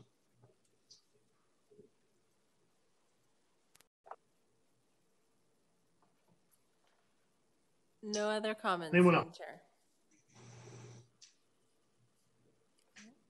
You see one. Yeah. Mr. Bondi? Good afternoon. Can you hear me? Yes, Brian. Thank you. Thank you, Chair West. Brian Bondi speaking on behalf of Alta Mutual Water Company. I want to thank and compliment United for their presentation. And this is all very encouraging news. We operate 2 wells in the forebay area, and we extract about 1,500 acre feet per year. And we are located in proximity to the future state water interconnect and would be willing to participate in discussions on a project where we could take in lieu water and relax our pumping on the basin. So we'll support everything we heard today and encourage this process to keep moving forward. And thank you for the opportunity to comment. Thank you, Brian.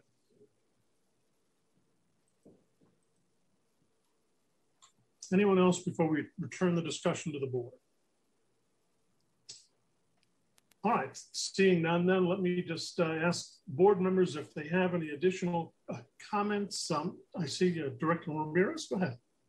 Oh, I love the talk about working together and recognizing that, you know, the boundaries of cities and the county they're not these stationary hard walls.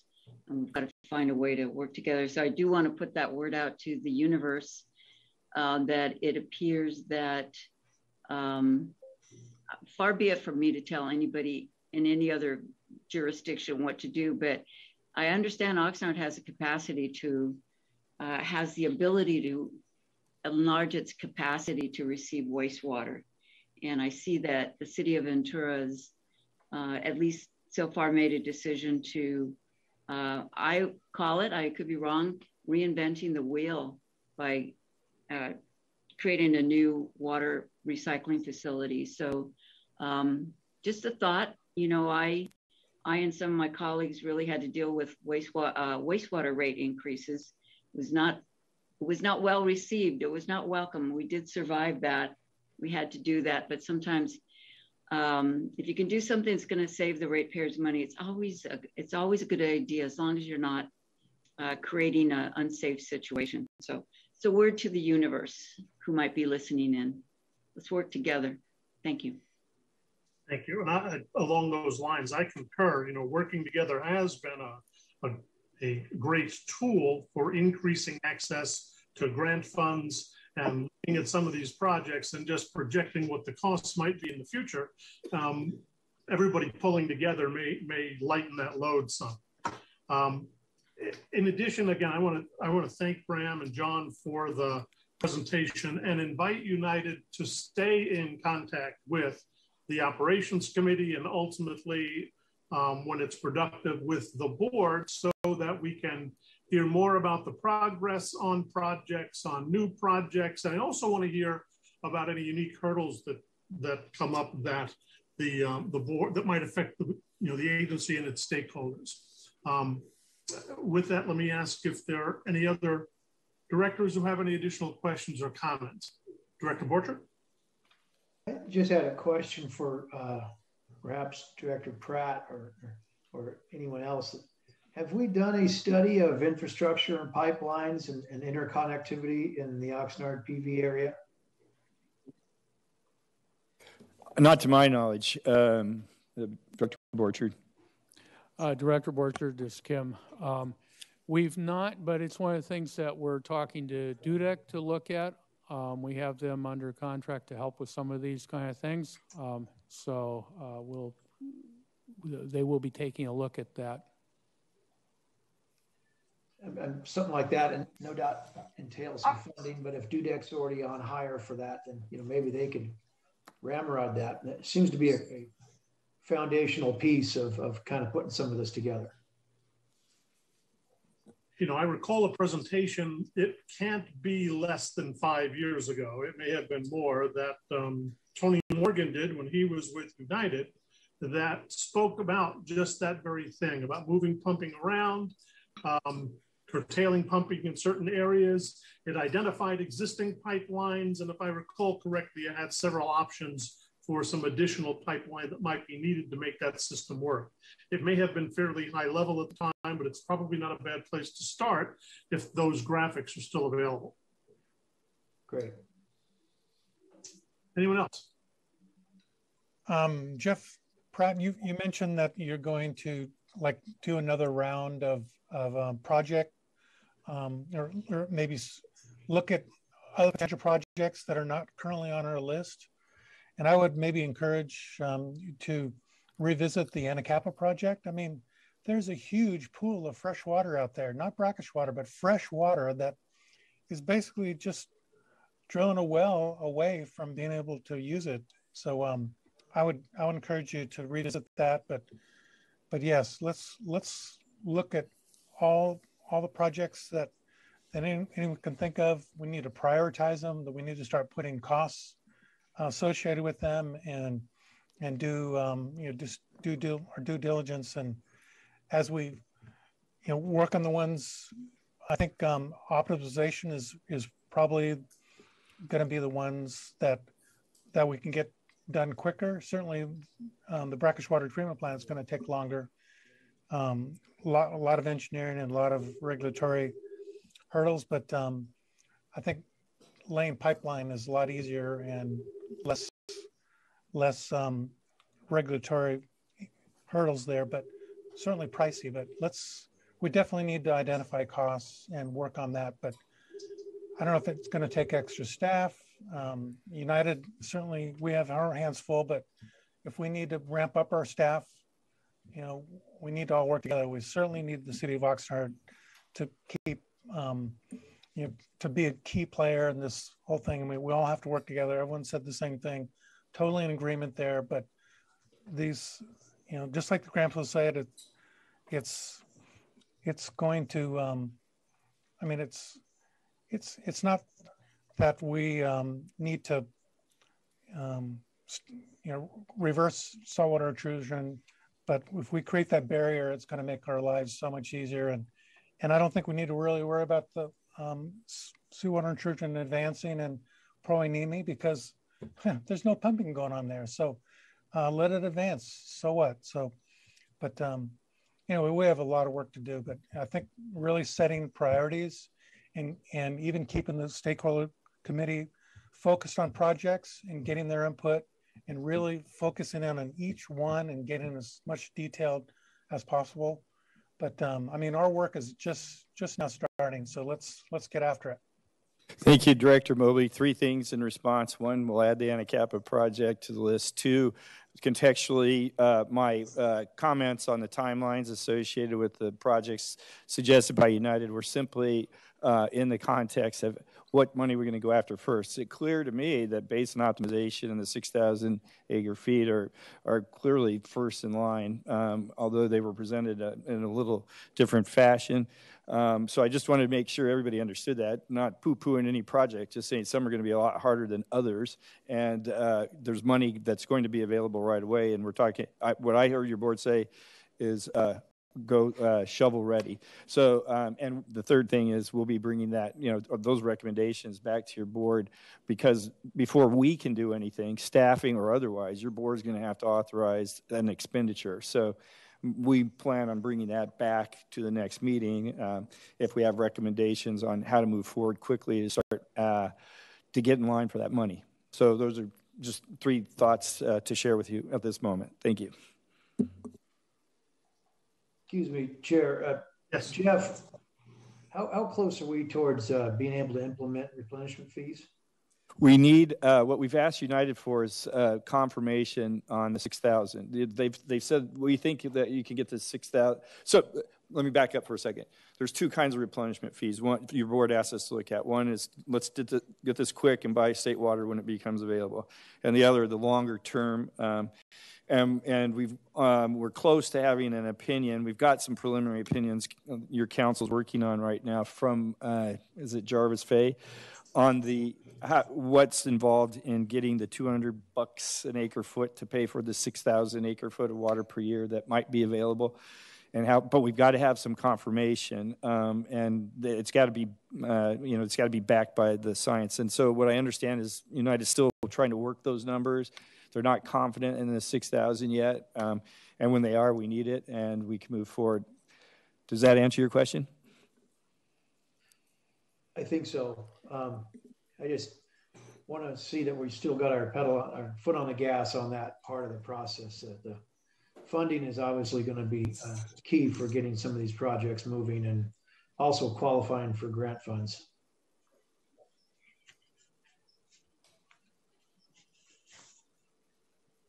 One other consideration that I think is important, particularly as we think about implementation, as we think about funding and grants, I would like to, at the same time, develop a suite of projects that we have sufficient confidence in that it would warrant revising the GSP so that the department and the stakeholders could see, what we really think the sustainable yield of the basin is going to look like at the end of 20 years. Obviously, there's more projects, more potential realized today than there was at the time that the GSP was originally drafted. I think the sooner we can revise that, at least that part of the GSP, maybe the more comfort a lot of the stakeholders will have, and it will certainly set the goalposts for our future development. With that, if there's nothing further, that concludes the regular agenda. At this time, the board will recess to go into closed session to return, hopefully in the not too distant future. Thank you all very much. Stay safe. Hopefully by the time we have our next meeting, we'll all be in person again. We can hope. Maybe.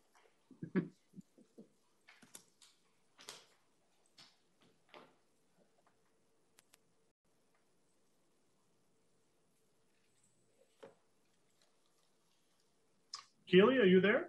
I am here. All right, we are returned from closed session at 4:02 to report that no action was taken. That requires reporting in general session. And with that, we are adjourned.